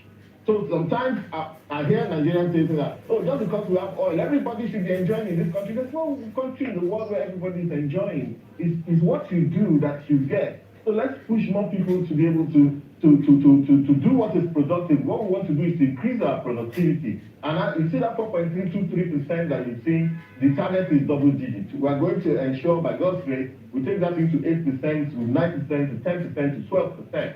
Under this administration, I think it's doable. So let's just stay positive. At the heart of it is the realities on ground as against, you know, the reforms that are ongoing. You talked about the rehabilitation of primary healthcare centers. Yes. Nigerians are asking for evidence. Let's see, perhaps a major tour of these health centers. Absolutely. You know, that are being refurbished. Absolutely. The minister will be glad to do that. Time and again, there are videos coming through about the state of some healthcare centers. Oh yes, I saw the one that was flooded in Kebbi. Remember that Kebbi usually gets. Kebbi is where you find the biggest. If you like, I don't know where they call it, estuary, whatever, of the River Niger. River Niger that's coming from Senegal is in Kebbi State on this side and Kwara State on this side. That is the widest. And so every year it tends to overflow and flood, and I think that's what perhaps you get so more. It can be 100%, but we are doing. Perhaps we get more time to talk about that, but I'm sure Kari has questions for you from our Lagos studio. Kari, over to you. Well, thank you, Bukola. Well, Dr. Francois, when Dr. Emekale was saying, assuming that figure is correct, it could well be saying that the 89 million would be an underestimation. It could actually be more, just to put that in mind. But let's take a look at our trajectory. 2015, thereabouts, our inflation was about 10%. The APC government came, the Buhari government, first for 8 years, took it all the way to 22%. President Tinubu came, made that announcement, took it all the way to 30+%, to 34, up until last year. Then the rebasing was done, and that brought it back to 24.5%. So that is where we're at, or that is the trajectory. Even where we're at today is nothing close to where we're coming from. And that's why the World Bank last year said that, you know what, the poverty figure has been exacerbated, not only as a result of COVID-19, inflation and the rest. And in fact, the projection is at 129 million. So that's higher than the 40%, that's about 56%. And those are figures multidimensionally. The NBS, our NBS puts it at 133 million Nigerians. So these are figures that we can work with. But I want to speak to something you said. So assuming we're looking at 129 million, we're looking at 133 million, or we're looking at 89 million, where you've added the poverty clock, 71 million. I mean, these are huge numbers. What percentage of this poor, because I imagine government is looking at the figures, what percentage is as a result of people's personal decisions? Because I know you referenced that. What percentage is as a result of governments failing in ensuring that the levers are right to help people climb out of poverty? Well, thank you very much, Ken. You mentioned the issue of multidimensional poverty. You also mentioned the issue of inflation. Then you closed with, what percentage is people's decision and all of that. So fair enough. Let's take that multidimensional first. The reports that people quote often, which has actually now been weaponized, the 2022 report of the Bureau of Statistics, which says that there are 133 million people who are multidimensionally poor. People like to use that multidimensional because the word sounds very big, and so it sounds very serious, even more important than abject poverty. It must be said, abject poverty, food poverty are the real serious issues. Multidimensional poverty is what they call non-income poverty, which measures how people are distant from some infrastructure. And we have just said here that, look, there's a lot of investment on infrastructure, which many people, including political opposition leaders, will say that, why is the government spending on roads and bridges, and what's the point? Every time says the state governments are building bridges. So why not build bridges? Because one of the things, of course, we know that there's a tendency that infrastructure projects embed some form of corruption, but is it better for us to share money and the money disappears as people go to eat food and so on? Or is it better to build infrastructure that will last for a long period of time? So a 2022 report should no longer be quoted, but then again, it's back to the Bureau of Statistics. I think that a report like the multidimensional poverty report should be funded and should be done every 6 months, if not done every year, if not done even more frequent than that. Because for every spend on infrastructure, I mentioned Lembe Brass Road, I mentioned there are all sorts of other things that's going on, even the Lagos Calabar and Lagos Maiduguri and Lagos Sokoto Expressway. These are things that will open up the economy, open up the blue economy, new development going on. People are being paid for working in those places. So to a large extent, I would think that if we redid the multidimensional poverty today, perhaps we will see that maybe 10 or 20 million or more people have been taken out of multidimensional poverty as a result of the investment in infrastructure. Full stop, QED. There's no other way to impact the multidimensional poverty than to invest in infrastructure. You mentioned inflation. So inflation, of course, in post-COVID, countries around the world, including very big countries, saw inflation that they had never seen since Second World War. That is what reported as 34% in this country before rebasing to 24%, because we then had to do what we needed to do. A rebasing that was overdue for 6 years was done. But in countries like the UK, like the US, they saw inflation at 11-12% before it started heading down. Our inflation is also heading down. By the next inflation by God's grace is going to be sub 20. And as we go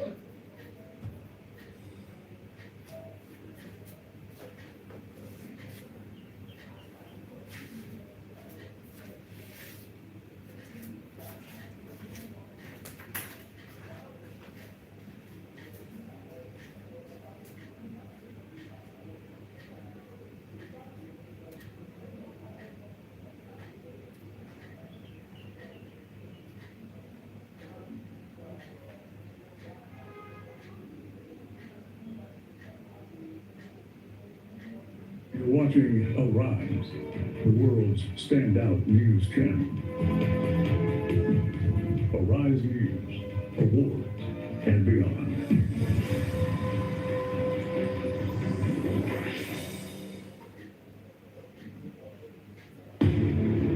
Coming soon to over 500 million smartphone users and 1.5 billion voices. Leke, the social platform for the world, out of Africa. By the founders of Arise and This Day Media Group, we're going to be launching with a big bang.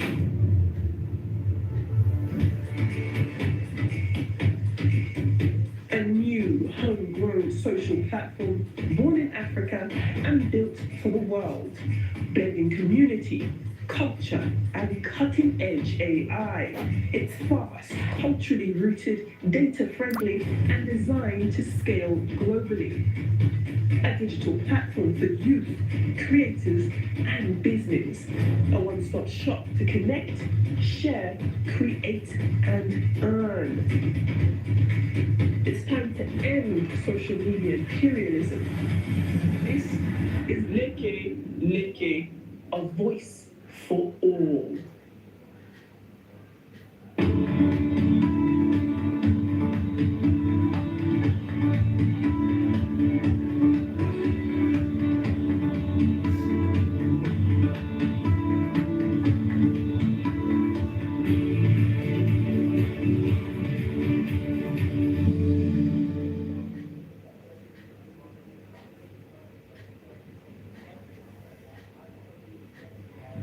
Good morning, Nadia. You are watching The Morning Show here on Arise News.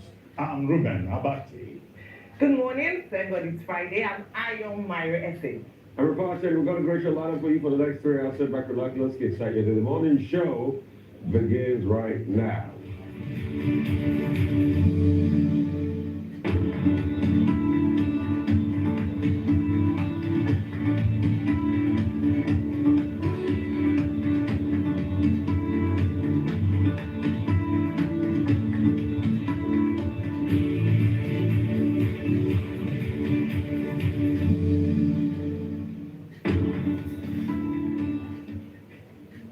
This week has been littered with controversy, both in politics and the oil sector, with the rift between Dangote and the Petroleum and Natural Gas Senior Staff Association of Nigeria, PENGASAN, being at the center of it all.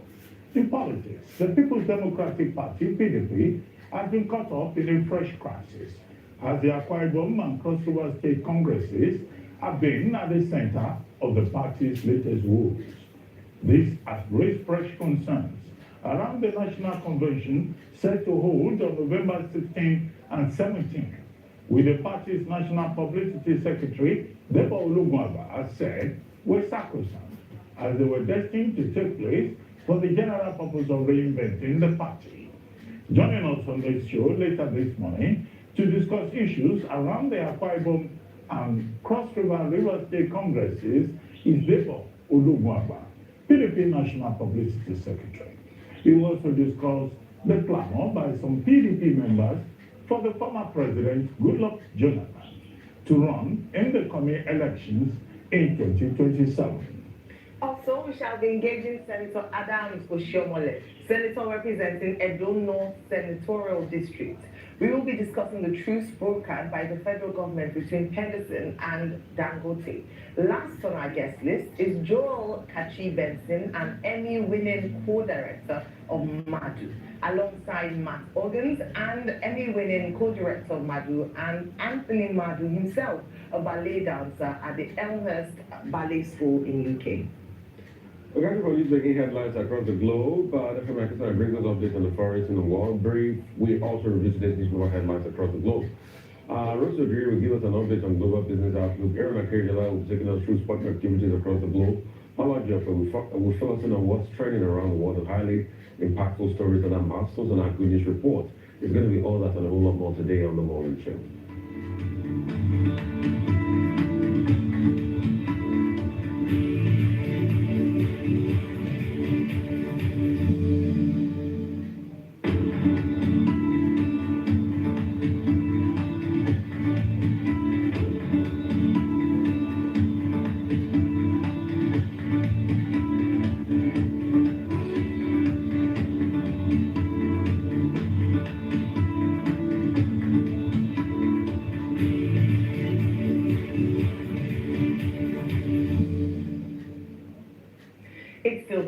show here on Rise News, and now we take a look at news stories making headlines around the globe. Amid recent divestments by international oil companies, IOCs, the Minister of State for Petroleum Resources, Oil, Senator Heineken Lokobere, has revealed that the takeover of some assets by indigenous firms has led to the addition of 200,000 barrels per day to the nation's crude output. Lokobere, who delivered a keynote address on behalf of President Bola Tinubu at the Africa Energy Week in Cape Town, South Africa, also highlighted the need for more cooperation among African countries to explore the roughly $4 trillion in domestic capital, including pension and insurance funds. He outlined the bold policy measures implemented under the current administration, particularly the Petroleum Industry Act, which provides a clear and predictable fiscal and regulatory environment. The PIA, he said, has laid the foundation for licensing, transparency, host community engagement, strengthened regulatory oversight, and a fair contractual framework. Lokobere also stated that the recent asset divestments by IOCs have unlocked over $5.5 billion in final investment decisions within months. He advocated for stronger intra-African collaboration and financing, emphasizing that Africa holds nearly $4 trillion in domestic capital, including pension and insurance funds.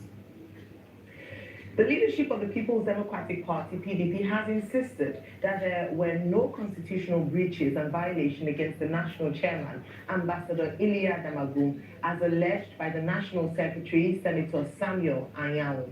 Addressing the media on the position of things in the party, National Publicity Secretary Debo Oluwangwa said by the constitution of the party as amended in 2017, the national chairman remained the chief executive officer of the party. To this end, he said he, by constitutional demand, had the right to delegate duties and responsibilities to other members of the National Working Committee for the smooth day-to-day running of the PDP as a political party. The party therefore insisted that the train of the November 16 and 17 National Convention was already in progress as it was sacrosanct, despite some perceived distraction in some quarters. But the November 16 and 17 dates of the National Convention of the party, Oluwangwa said, were sacrosanct as were destined to take place for the general purpose of reinventing the party.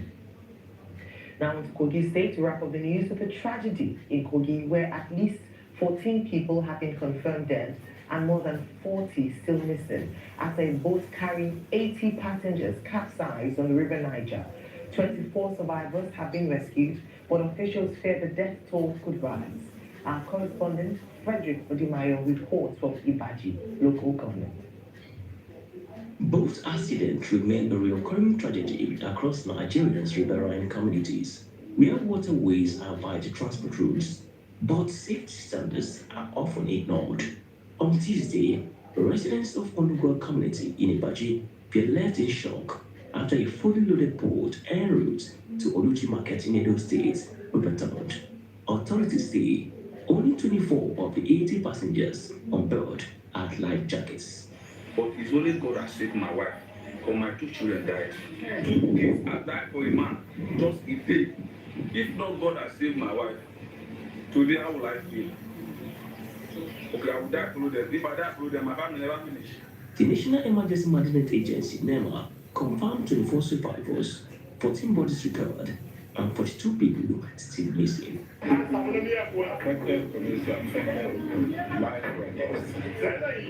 we're here. Necessary to rescue people who have been affected by this issue. To shield yourself based on information that we're talking and the interaction we just had with the village there. And as we speak, some people are trapped right inside the tree. So it's our responsibility to coordinate such a rescue operation to ensure that the last call is brought out of this. The team also visited the traditional ruler of Onugwa community to commiserate with the people over the tragedy. It is a very sad situation. Very sad. If the government can, we'll be very grateful if they can help us build another engine boat. The Kogi State Emergency Management Agency says the government will support the bereaved and take steps to improve waterway safety. The people missing are more than those that have been recovered. And by the grace of God, in collaboration with other critical stakeholders, especially NEMA, our search and rescue team is going to be we're opening the search and rescue team today so that we will be able to recover all the souls that have not been found.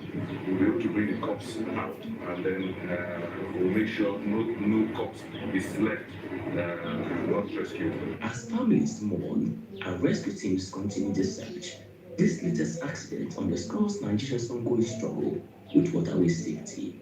Efforts are still underway to recover those missing. Authorities are urging stricter safety enforcement on waterways to prevent future disasters.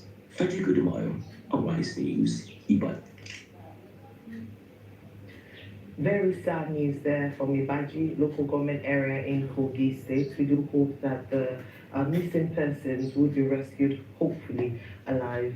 Rufai, Dr. Bati, your take on this story, starting from oil down to politics in the PDP and of course the story in Kogi State. Very sad news from Kogi State, but is this the only boat mishap that has happened this year? What do we always say?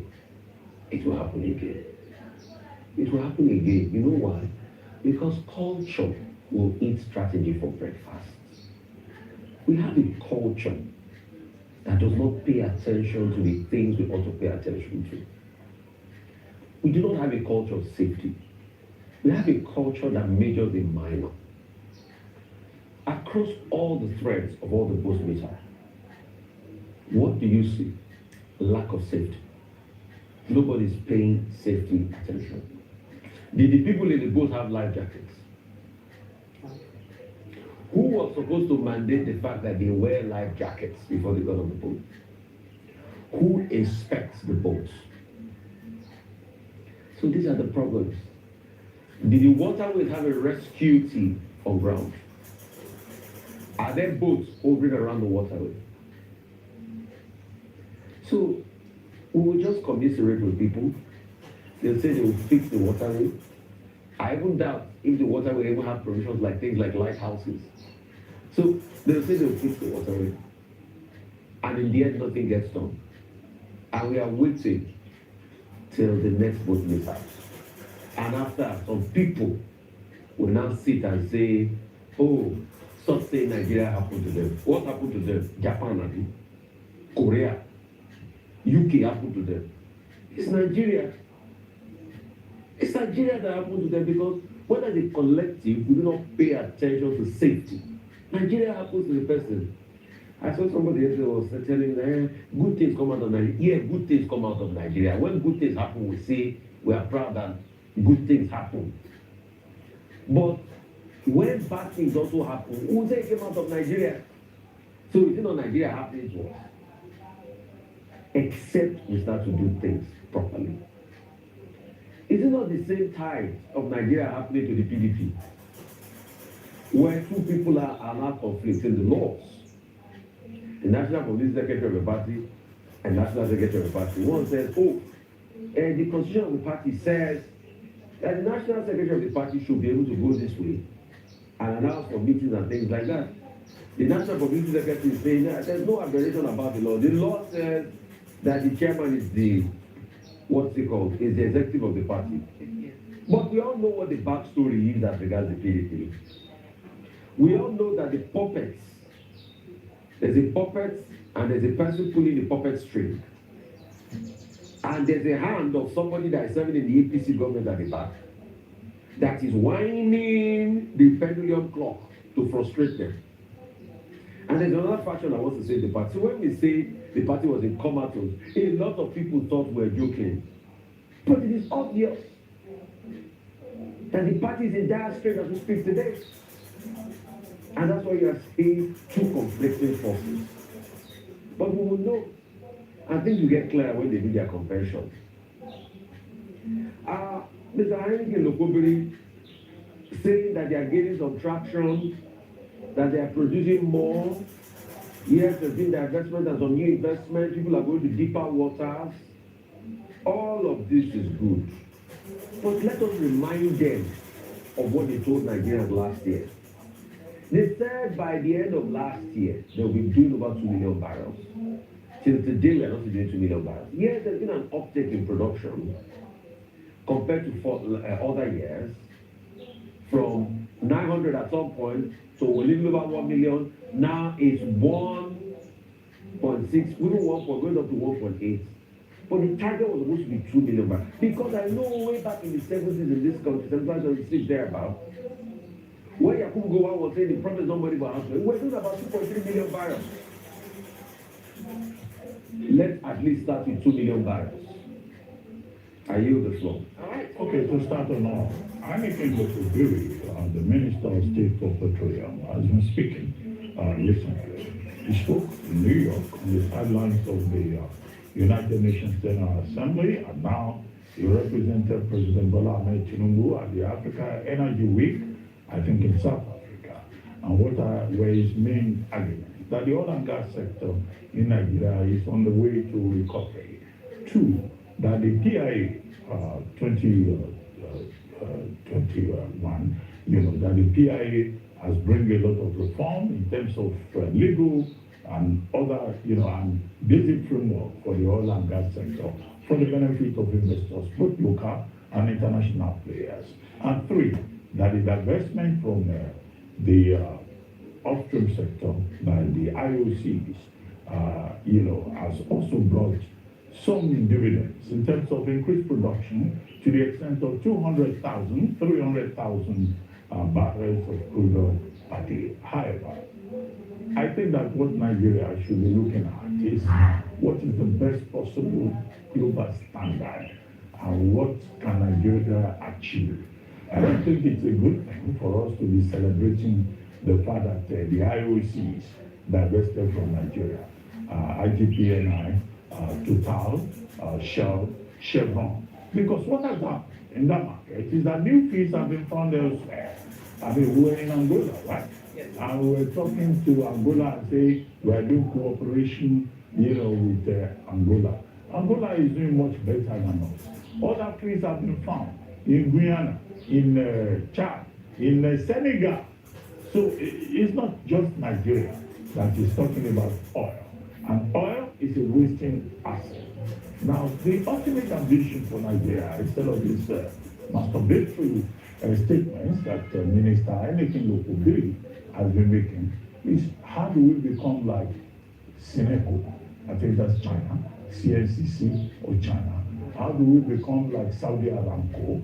How do we become Sonangol of Angola? How do we become like all these better-run national oil corporations? Not to talk of the other issues that we have, in the downstream and all that. I never expected that a time will come when the Nigerian government, speaking through a minister, will be celebrating divestment from onshore and shallow waters of Nigeria by the IOCs. It means that there's something wrong with the joint ventures, and there's something wrong with the arrangement. That's why these IOCs are leaving Nigeria and looking for other places where standards are better observed. And I think that the responsibility for Nigeria will be out of scale, and not to say, oh, we are not producing 300,000 barrels extra. 300 barrels of what? Crude oil or associated gas, or, we're just experimenting. Now, as for the People's Democratic Party, we have made the point again and again here that there's a battle for the soul of the party, particularly ahead of the November 16, 17 scheduled non-elective, they say, some people say, non-elective, convention of the party in Ibadan. Now, Akwa Ibom, they have a peculiar situation in Akwa Ibom in the PDP. The governor, Dr. Eno, is already on the side of the APC. So you have a party there that is neither here nor there, neither told nor fraud. The governor is the one still controlling the PDP. He is also still the one controlling the APC. And you have a state executive of the party that is on both sides. So the chairman of the party will say okay, you can't have an amphibious character in Akwa Ibom. Under the Constitution, the National Working Committee, led by the chairman, says the Congress, the executive, ESCO, in that state, has been dissolved so that the party can take control in Akwa Ibom State. There is also a similar problem of a different, slightly different character in Cross River State. They have in Cross River State a PDP executive that is controlled more or less by Minister Nyesom Wike. And so you find, persons in the National Working Committee saying, no, we don't want Wike to control the situation in Cross River State. But meanwhile, the Cross River State PDP ESCO is committed to the APC, which Minister Wike, who is one of the principal members of the party, supports. In Kebbi, they have another problem. The chairman of the National Convention Committee, Kabiru Turaki, KT, SAN, comes from Kebbi State. I think it has had to go to court to challenge whatever situation they have in Kebbi State, just to stop the party being hijacked by, elements that are loyal to that. So you find that this is a political party that is fighting for control. Nyesom Wike is a major figure. Kabiru Turaki is a major figure. Who else is that? Yeah, Governor Seyi Makinde of Oyo State is also involved with this. There's conflict between the party and the governors and those who are, speculating and coming up with permutations about who should be the next candidate of the party to challenge the APC. So these are the issues, but we hope that, when the November 16th convention holds in Ibadan, the party will be able to sort out this problem. Finally, as for the accident in Kogi State, well, we keep making the point here that emergency management, emergency response is something that government should take seriously to align properly with the responsibility of government to ensure the safety of anyone in this space, whether Nigerian or an immigrant or a foreigner, whatever. But we see that oftentimes, in terms of emergency response, we keep dropping the ball. Whether it is an accident on the seas, or it is an accident on the rail lines, or it is a fire accident. I think these are the issues that Nigeria needs to focus upon more properly to make this environment safer for all of us.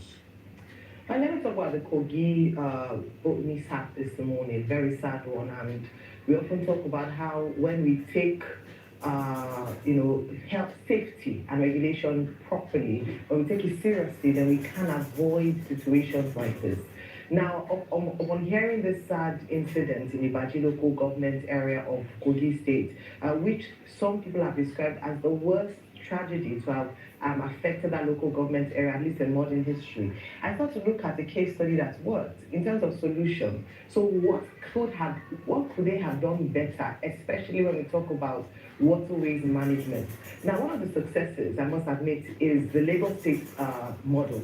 Through the Lagos State Waterways Authority, which was established in 2008 under the Fashola administration, but through successive governments have been able to improve, waterways transportation in Lagos State. And so I reached out to the Lagos State to last and asked them, okay, what did they do right that perhaps other states that have water transportation can learn from? What lessons can we learn from them? And a few things happen. If you want to see results, it doesn't just happen by wishing it or hoping it or praying it. It has to be strategic, there have to be plans made, and you have to follow through. So this is a case of good leadership and mixed with, of course, responsibility and innovation. So the first thing they said they did was introduce technology. And all this happened within the last 2 years. And a number of states in Nigeria who have that form of transportation can learn lessons from this. Because what we're hoping is that we won't have to experience or tell stories like this or report stories of this nature where there's a huge catastrophe or loss of life as a result of negligence or lack of leadership or just not being able to manage that transportation properly. So they set up a waterways monitoring and data management center. And this monitors real-time what's happening on the waterways. So introduction of technology. states need to adopt this. We need to be able to adopt technology to help to reduce incidents like this, or even reduce when accidents happen, which they do happen, reduce the fatalities that occur. They increase safety personnel, at the jetty. So they train them regularly. They make sure that everyone adheres to safety rules and regulations. This is happening in Lagos State. They also have biannual inspection of their boats and also spot inspection of these boats. They have enhanced emergency and rescue team. They set them up in strategic places so that where an accident happens, these people can respond very quickly and reduce the number of fatalities that happen, in eventualities like this. I must say that under the leadership of Mr. Dami Emmanuel, who is the GM, it has changed significantly. Now, the death rate or accident rate was significantly more than what we have. It's measurable. So what I'm saying is that accidents happen, but we can either mitigate these accidents, have a risk assessment, or there can be technology or solutions to ensure that when they do happen, we can reduce the fatalities. Again, I say the Lagos State model has worked brilliantly, and there's nothing stopping other states from adopting this, so that we don't keep saying, oh, this is so terrible, this is so bad. Accidents happen, we can mitigate them. Again, kudos to the Lagos State Waterways Authority.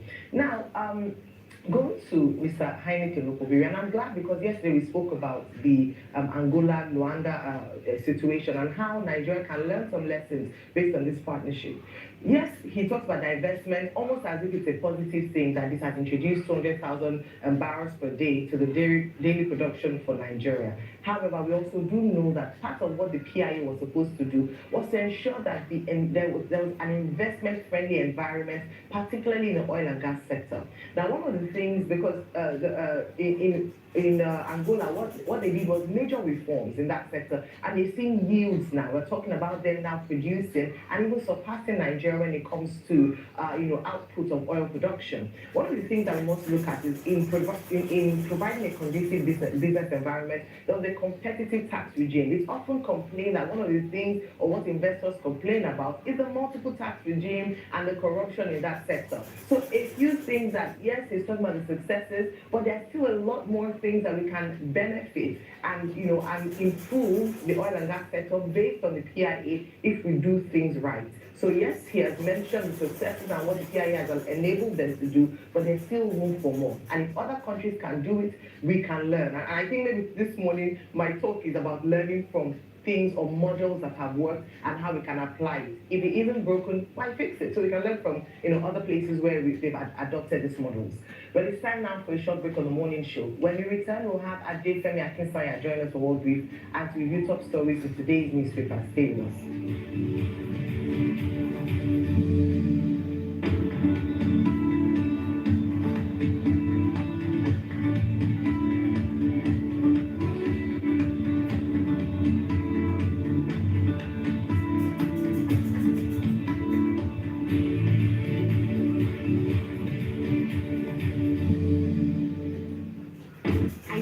With a health challenge? Do you need financial help to access treatment? I started on trying. I need help. I want to try again. I know it's expensive.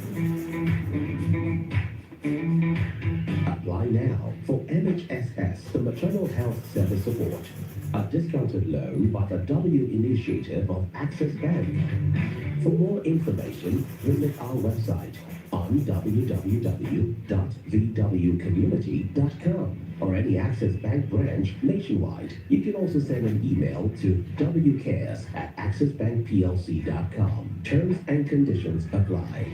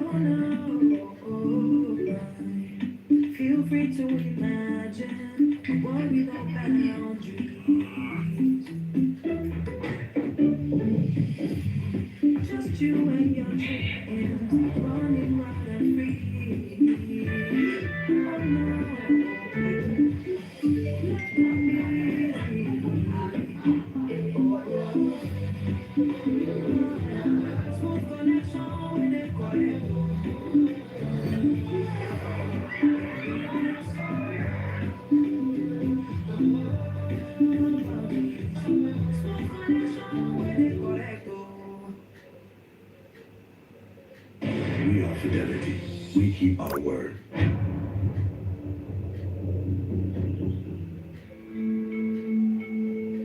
Also, there were people within the camp that were displaced inside the camp. At that distribution, we had over 1,200 packs distributed in that location, and they were very happy. For us to feed is another problem. Fidelity Bank itself came here, they supported with food here. The branch manager of Fidelity Bank in Benue State spoke about the Fidelity Food Bank initiative. Fidelity Food Bank project is a novel initiative of the managing director of the bank, Dr. Mizuneka Nyaleke. Fidelity Bank will pray that God Almighty will bless you. We are Fidelity. We keep our word. Progress will be happen just like that. It come from support when you need that. Mommy, I got the school fees. You too much. Now, money point. Money points, thank you. Customer, now transfer Abi. Confirm. Bro, transfer. Now, money point of that. Oh, not confirm. Progress is peace of mind when you will see a payment will land. Ashobaka.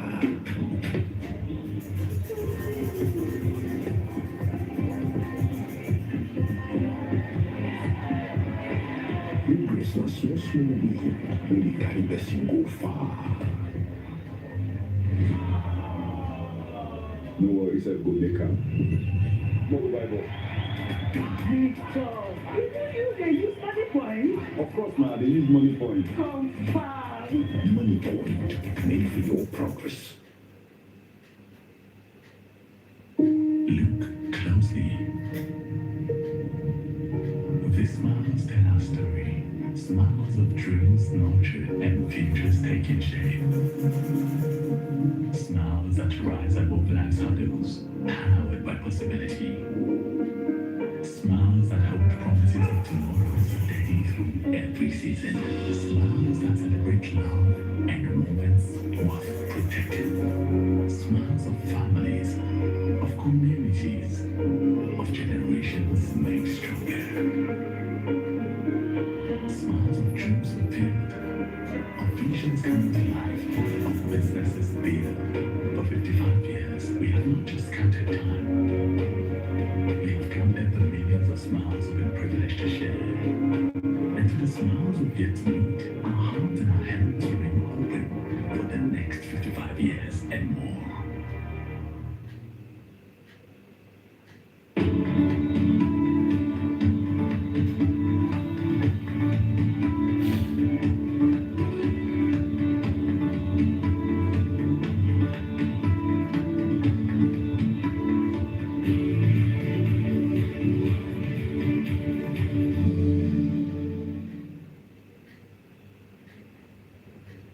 Welcome back to the morning show here on Arise News. Joining us now for Word Brief and the review of some of the headlines of today's newspapers from around the world is Adefemi Akinsanya. Good morning, Adefemi. Good morning, Dr. Ruben. Good morning, Ayo, and good morning, Rufai. I hope everybody had a great night. Yes, Very, very, very good. Very good. Let me tell you what is happening around the world. Now, a violent assault at a synagogue in Manchester, Northern England, on Yom Kippur, which is the holiest day in the Jewish calendar, has left 2 men dead and others gravely injured. Now, Manchester police say that they believe the synagogue attacker is 35-year-old Jihad al-Shami, who is a British citizen of Syrian descent. The attacker drove a car into worshippers and then began stabbing people before being shot dead by police in what authorities are treating as a terrorist incident. Now, 3 additional suspects have also been arrested, and the UK has increased security at Jewish sites nationwide. Israeli officials and British leaders alike have decried the attack as anti-Semitic and demanded stronger measures against hatred. Well, let's listen to what Keir Starmer, who is of course the British Prime Minister, had to say in the aftermath of this terrible attack. A vile individual committed a terrorist attack that attacked Jews because they are Jews, and attacked Britain because of our values. So many Jewish families first came to this country as a place of refuge, fleeing the greatest evil ever inflicted on a people. And Britain welcomed them. Communities like the one attacked in Manchester provided safety, but also the security that comes from a promise that this is a country that stands up to hatred, and that we don't just provide refuge, we provide a home. That was Keir Starmer, the UK Prime Minister there. To the Middle East now, where Israeli forces have intercepted 41 out of 42 vessels from a flotilla attempting to deliver aid to Gaza. Now, nearly 500 activists from multiple countries on this global flotilla were detained, including parliamentarians, lawyers, and activists, including Swedish climate campaigner Greta Thunberg. Now, the move triggered protests in cities worldwide and sharp criticism from governments accusing Israel of violating international maritime law. Organizers say at least one vessel remains in this one vessel that wasn't detained remains, as Israel contends that it acted to prevent a breach of its own security perimeters. And finally, Sean Diddy Combs has apologized and taken full responsibility for all the quote hurt and pain he has caused others in a letter to the court hours before he is due to be sentenced. Now, this is the first time that Diddy himself will be addressing the judge Aaron Sabaramian, who, you remember, Diddy himself didn't actually take to the stand during his entire trial. So this is the first time he's going to be having direct comms with the judge, with the court. Combs has sentenced, he was convicted, we know, back in July of 2 prostitution-related charges following a trial which lasted almost 8 weeks, but was cleared of those most serious charges, including sex trafficking and racketeering conspiracy. Though he could be facing up to 20 years in prison, prosecutors have called for at least 11 years, which, to his defense team anyway, they're hoping that he could serve around 14 months, which if they do get that, it would mean that he'd be released almost immediately because he has been on remand throughout the trial process. So those are your stories from the World Brief. But before I come to you, let's take a look at our newspapers from today. First, let's start with the front page of This Day. This Day does leave with comments from the Minister of State for Petroleum, Heineken Lukobiri. He is talking about recent divestments by international oil companies and how they have added about 200,000 barrels per day to Nigeria's crude output production. Heineken was speaking in Cape Town in South Africa. This is, of course, Africa Energy Week. Arise News has been covering it, and that's where he made those remarks. He's been speaking on behalf of President Bola Ahmed Tinubu at that event. Well, we're talking politics on the front page of the New Telegraph. Let's take a look at the New Telegraph, and it's leading with uncertainty over this legal framework and how it can hinder electoral processes. That's what the INEC says. Now, its chairman, the chairman of the Independent National Electoral Commission, Mahmoud Yakubu, has appealed to the National Assembly to expedite action on passing amendments to the electoral legal framework. He says that this is something, of course, INEC and Nigerians need. And he said so when he received the European Union Electoral Observation follow-up mission to Nigeria, who was, of course, led by Barry Andrews. And he led the mission during the 2023 election. Now, to that same vein, let's take a look at the Daily Sun, which leads with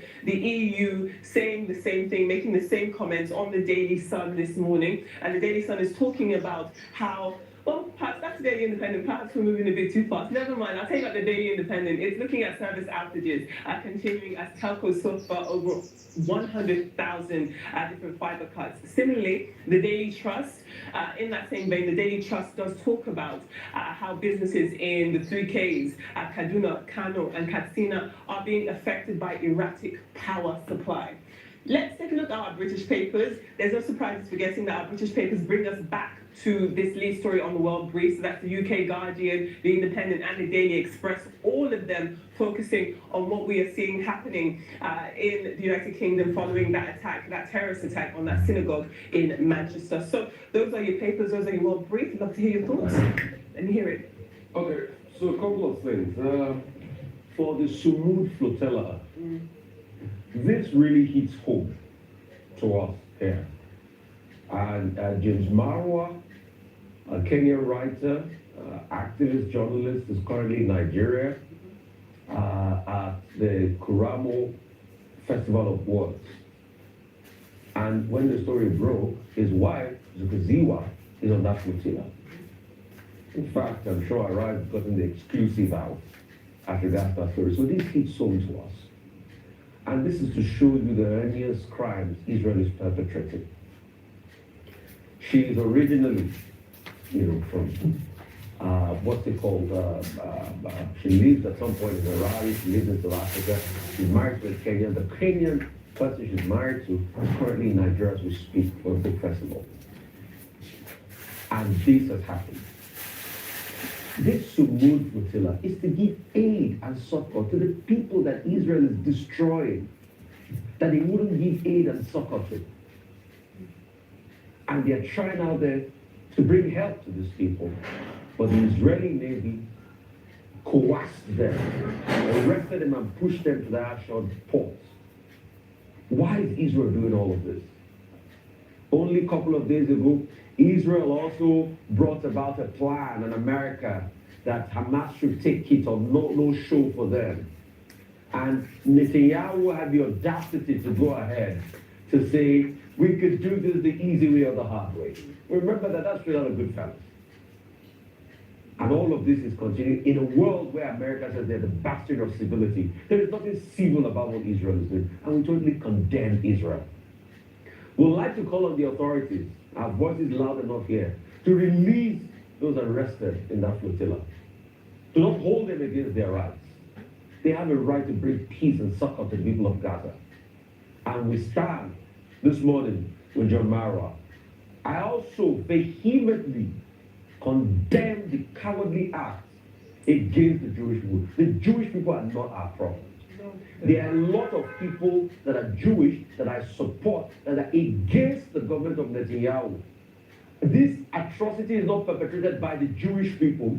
It is perpetrated by the government of Netanyahu, the right-wing, rabbi, hateful government of Netanyahu. So I stand in solidarity with the Jewish people today that were hurt in that Manchester attack. And I say it must never repeat itself, and the perpetrators must be brought to book. Well, the Manchester attack, synagogue attack, very sad, Heaton Park in Manchester. And I think what's really important about this story is the fact that this is happening at a time where there have been protests across England, Wales, and just talking about immigration and an increase in tolerance to migration and immigration in particular. The perpetrator has been identified as Jihad al-Shami. Now, what the police are saying is that it's possibly an alias, as what Jihad al-Shami simply means Jihad the Syrian. They've identified him, and even the way he's been identified speaks a lot, as a Britain, with a Syrian background. If he's British, he's British. He came to Britain at a young age and was given British citizenship as a minor. So he's lived in Britain for a significant part of his life. But the fact that they are now tying him to his home country speaks a lot around, this thing around, okay, he's not one of us. He came from, and I think it would push even deeper, that conversation around people who come to England or Britain seeking asylum and becoming refugees or attaining British status, and then not being included as much as possible, and then go on to become criminals like this. This is what has given rise to a lot of rhetoric, has made the Reform Party very popular in recent times, is speaking against immigration or migration. Even Kemi Badnoch has said, if they're not willing to come and adopt our lifestyle or our way of life, we should not open our doors to them. So this is going to have a significant impact, I feel, on this anti-immigration stance by a lot of British people. But I have to go out to the two who have unfortunately lost their lives. All the party leaders have not politicized this. I like that they've come out with, from Reform Party, Green Party, Labour Party, Conservatives have come out with a strong message around Britain is not a home for such, this kind of violence, and that the Jewish community in England, particularly in Manchester, must be protected. And I think that's a very good and strong message to pursue. Just very quickly with the Nigerian newspapers, the Daily Independent has that story on the fiber cuts. I think it's important to mention that the president last year signed an executive order to make, some electricity or power infrastructure critical national information infrastructure as a result of these losses. Just to say that these fiber cuts were as a result of road construction and vandalism, and that's why we've said that anyone who's caught vandalizing assets like this is a criminal and ought to be arrested and brought to book. Okay, any form of hate, manifestation of intolerance, or man's inhumanity to man, be it in the Greater Manchester area in North England or off the coast of Gaza, stands condemned. What we had yesterday in Manchester was a question of hate, anti-Semitism. On the holiest of days on the Jewish calendar, which is the Yom Kippur, which is a day of reflection and atonement. And yet, the 35-year-old young man chose that same day to drive into a crowd and to, stab people. 2 dead, 3 under critical condition in the hospital. The Jewish congregation has been in that Manchester area since 1935. They desire to do their worship on Yom Kippur Day, which was celebrated in every Jewish community all over the world. I think the Greater Manchester Police, as they are called, GMP, have appropriately identified it as Plateau, which is how they label whatever is related to acts of terrorism, or what they also call MTA, Marauding Terrorism Act. But the way the government responded is also instructive.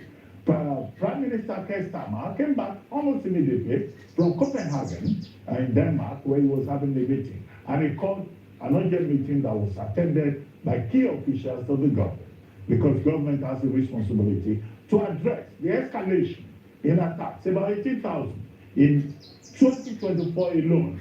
And, we've seen a rise since the 2023 crisis between Israel and Gaza. Now, as for Israel, Prime Minister Benjamin Netanyahu has been boasting that it is not true there is famine in Gaza, and it is not true that Israel is using genocide as a weapon of war or starvation as a weapon of war. Well, it is Prime Minister Netanyahu that is wrong. Now, the flotilla, by the Shimur, was arrested 72 nautical miles away from the coast of Gaza. Now, that's outside Israel's jurisdiction. Under the United Nations Convention on the Law of the Sea, UNCLOS, as it is called. Now, the seabound territorial sea is 12 nautical miles. The next is the contiguous zone, which is 24 miles. The next is the exclusive economic zone, which is 200 nautical miles from the seabed of a particular country. Now, what is Israel going to do on the coast of Gaza? Which is a reflection of how Israel has been overreaching itself and violating international law. Yesterday, we spoke about Gustavo Petro opposing the seizure of a flotilla taking aid to the people of Palestine. Israel has repeated the same offense, and I think it's appropriate that countries around the world, from Italy to Indonesia to Pakistan, are protesting that Israel is wrong. Israel is violating international law. Finally, you brought a story about Shandidi Combs. Yes, he will be sentenced today. Now, he says he has learned his lesson. He's sorry. It was drug problem. He has apologized to Jane, the anonymous Jane, and also to Ventura. Well, it's up to the judge to take a look at all of those. But his lawyers, who are begging for 11 years, have the right to go on appeal if the court decides. He was sentenced in July. He was convicted in July. Now he will be sentenced today. We'll wait to see what the developments will be. All right, well, thank you so very much, Auntie Femi Akinsoy. I look forward to seeing you again on Monday. Have a great weekend. We'll take a short break now. When we return, we'll have Rotu Sojiri to give us updates on global business activities. Stay with us.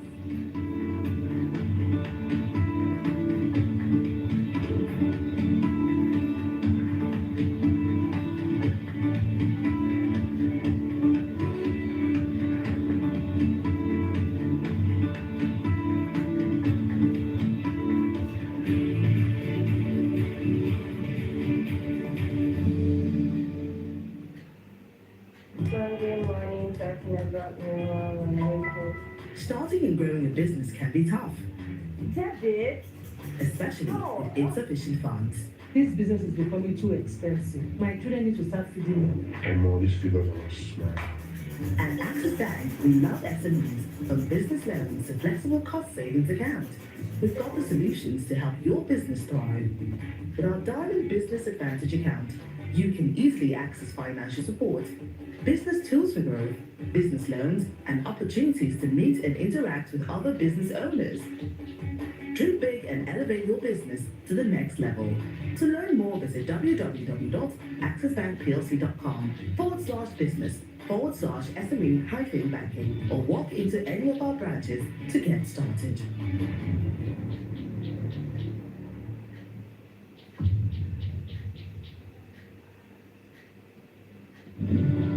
Every day, Nigerians are pushing forward.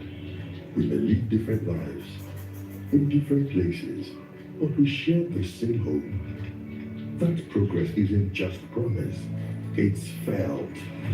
Reforms shape how we learn, how we earn, and how we live. NES 31, the Reform Imperative, building a prosperous and inclusive Nigeria by 2030. This October, let us come together to shape the future, because the tomorrow we want starts with the actions we take today. Join us from October 6th to 8th, 2025. To register, visit nesgroup.org/31.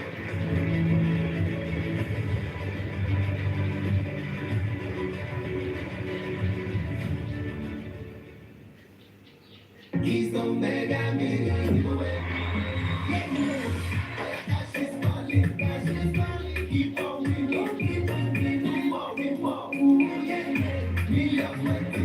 From now to December 31st, 2025, you could be one of the 565 lucky winners in the Keystone Mega Million Giveaway. Simply carry out 10 transactions or more on any Keystone Bank channel for weekly cash wins, or save 10,000 naira or more for a month to qualify for the mega draw where millionaires are made.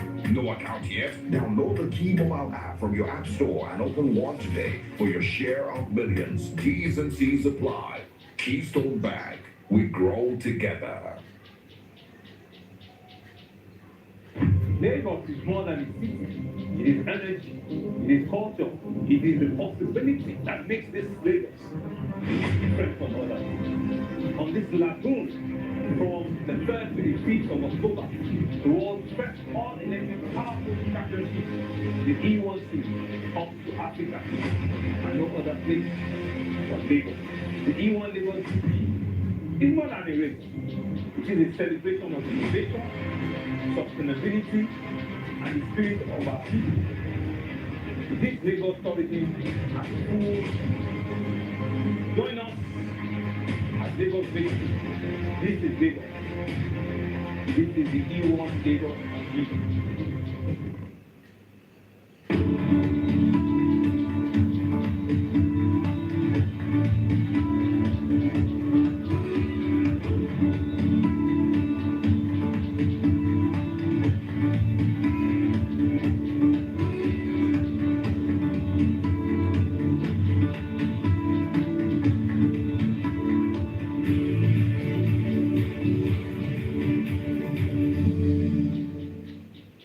Welcome back to the Money Show. Here are my right news.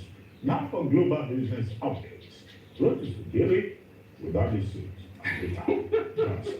Good morning, Dr. Abasi. Good morning, Ayo. Good morning, Rufai. Yeah, there's no suit and tie because we're doing a Fitness Friday demonstration. We're going to talk about the business of fitness. We talk a lot about an enabling business environment. This new large studio is an enabling content environment. The one above all has given us so much space to do a lot. But let's get to the business of the day first.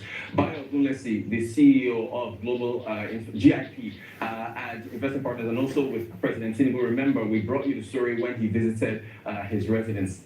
GIP's assets under management. We're talking about investing today, including investing in your health. But GIP has an assets under management of $170 billion. This is what Mr. Ogunlesi manages in a diverse array of assets among emerging markets. Here he is after emerging from a meeting with President Tinubu, talking about, and something we said a lot, about the attractiveness of Nigeria as an investment environment, thanks to the reforms undertaken by the administration. Take a listen. I just had an excellent meeting with Mr. President where we talked about the fundamental transformation that has happened in the last 2 years. Think about it. The removal of subsidy, tax reform. We have a refinery that's operating and exporting aviation fuel. Unification of the road ownership system. And so the next step is how do we encourage international investment in Nigeria to drive economic growth?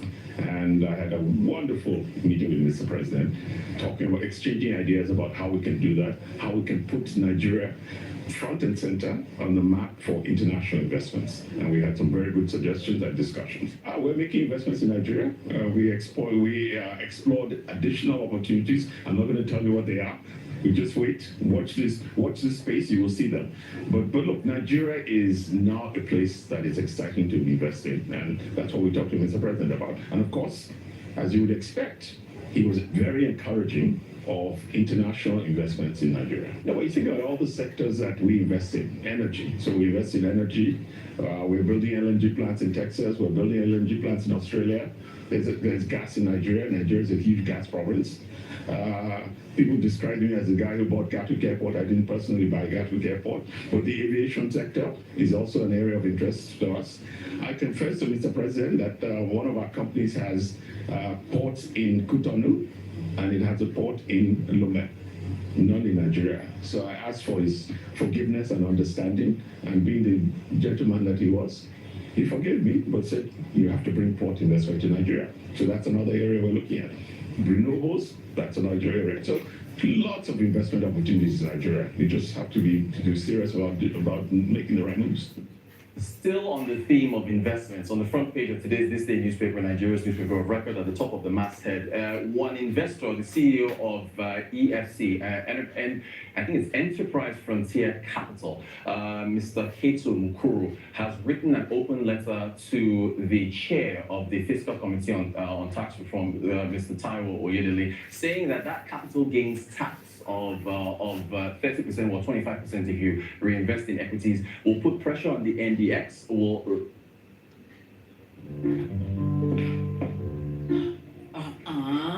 Babe, let's go. I'm not letting malaria steal our big moments. Oh, the best.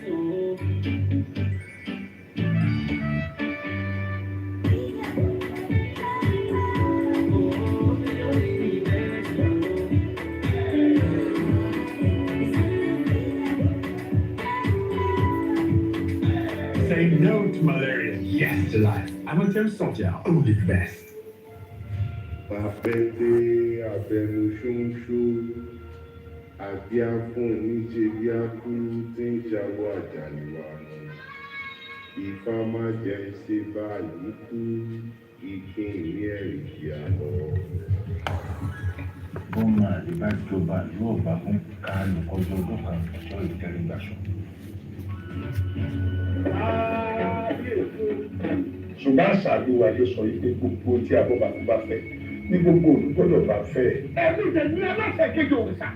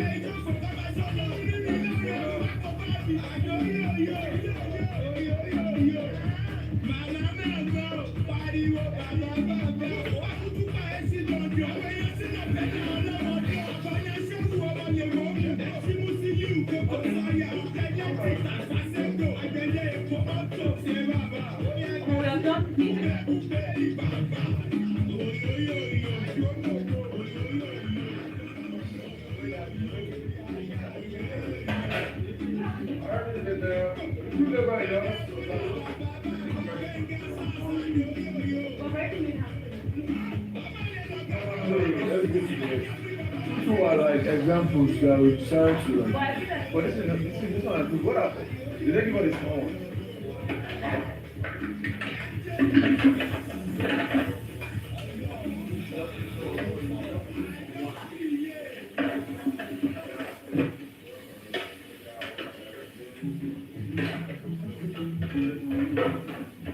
Man, so put all the ingredients inside those buckets. I think. All the buckets on the table. Yeah, put them all down in the bucket. That fish finger is still blocked. Do you think I should deep fry it? Huh? Do you think I should deep fry it? Deep fry it. Yes. It's still ice. Please. Some of it are. The first, the down. Yes, I don't need to deep fry.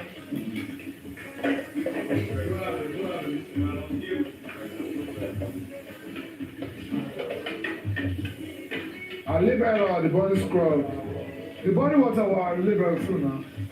The body butter was The liver. body butter that boy did is shit. Who made that orange body butter? It was him. The second one? Yeah, the other He did one. Yeah, he did it. Oh, But I was when after they did the first one, they did the factory. good. You now want us to come and spoil our distilled Huh? water.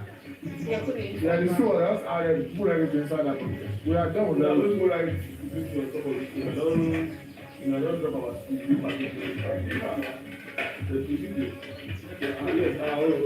The big one.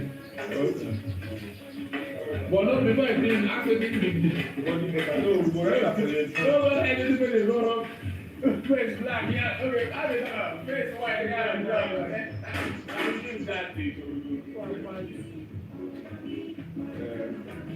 Doesn't matter, it's good on the top.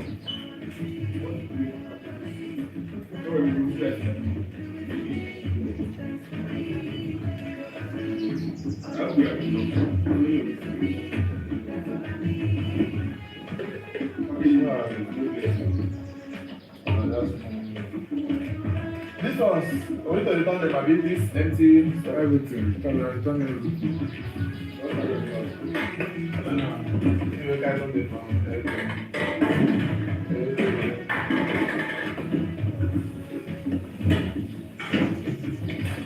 This one is dead, right? Those ones. All the pots, So our one I just started to please. So let me yeah, I've done my part. Everybody else hasn't done anything. Do the rest. So like I'm getting people are ready to go. You want that already? You already finished with the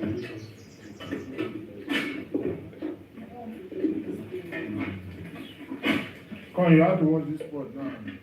You are returning with all these spots. That's good. So, Tana, clean this. This is Big Brother. Housemates, hot water is now available.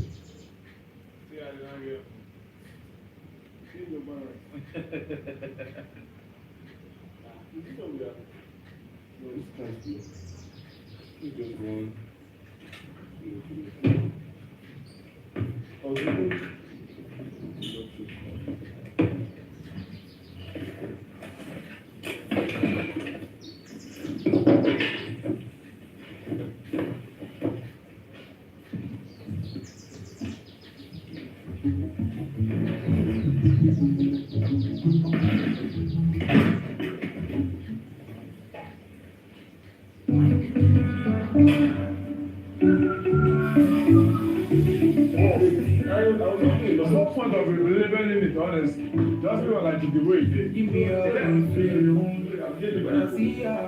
not labeled on the top.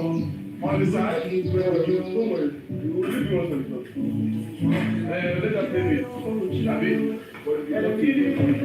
If it's not more, you have to put it on one or two. You get This is the other bit. I will eat all of this one.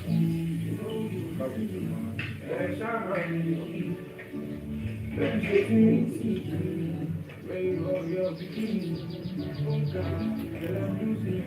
as empty. So we're going right there. United. I think that one goes to the.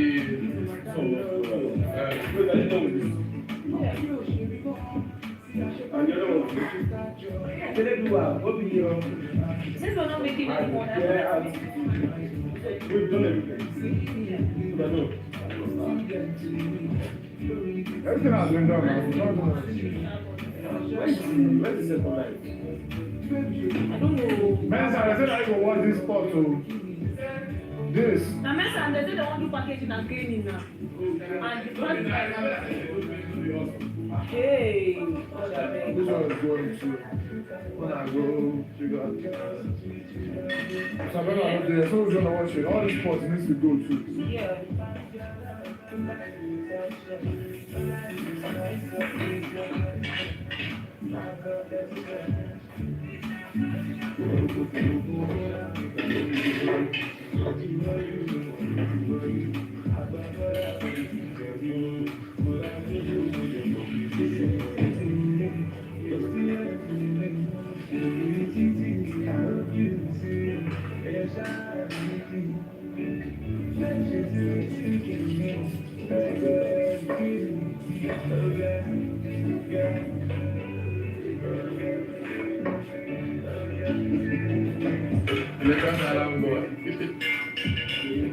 Yeah. Oh, yes, hola.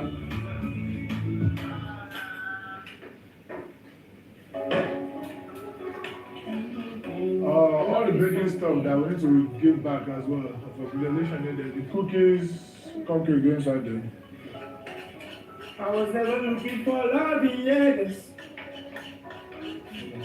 I like that song. How we package those ones, Sha? The cupcake and everything. And the cake. Make it look good.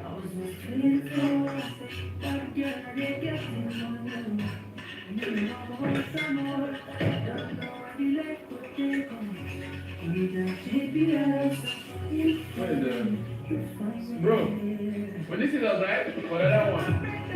That one.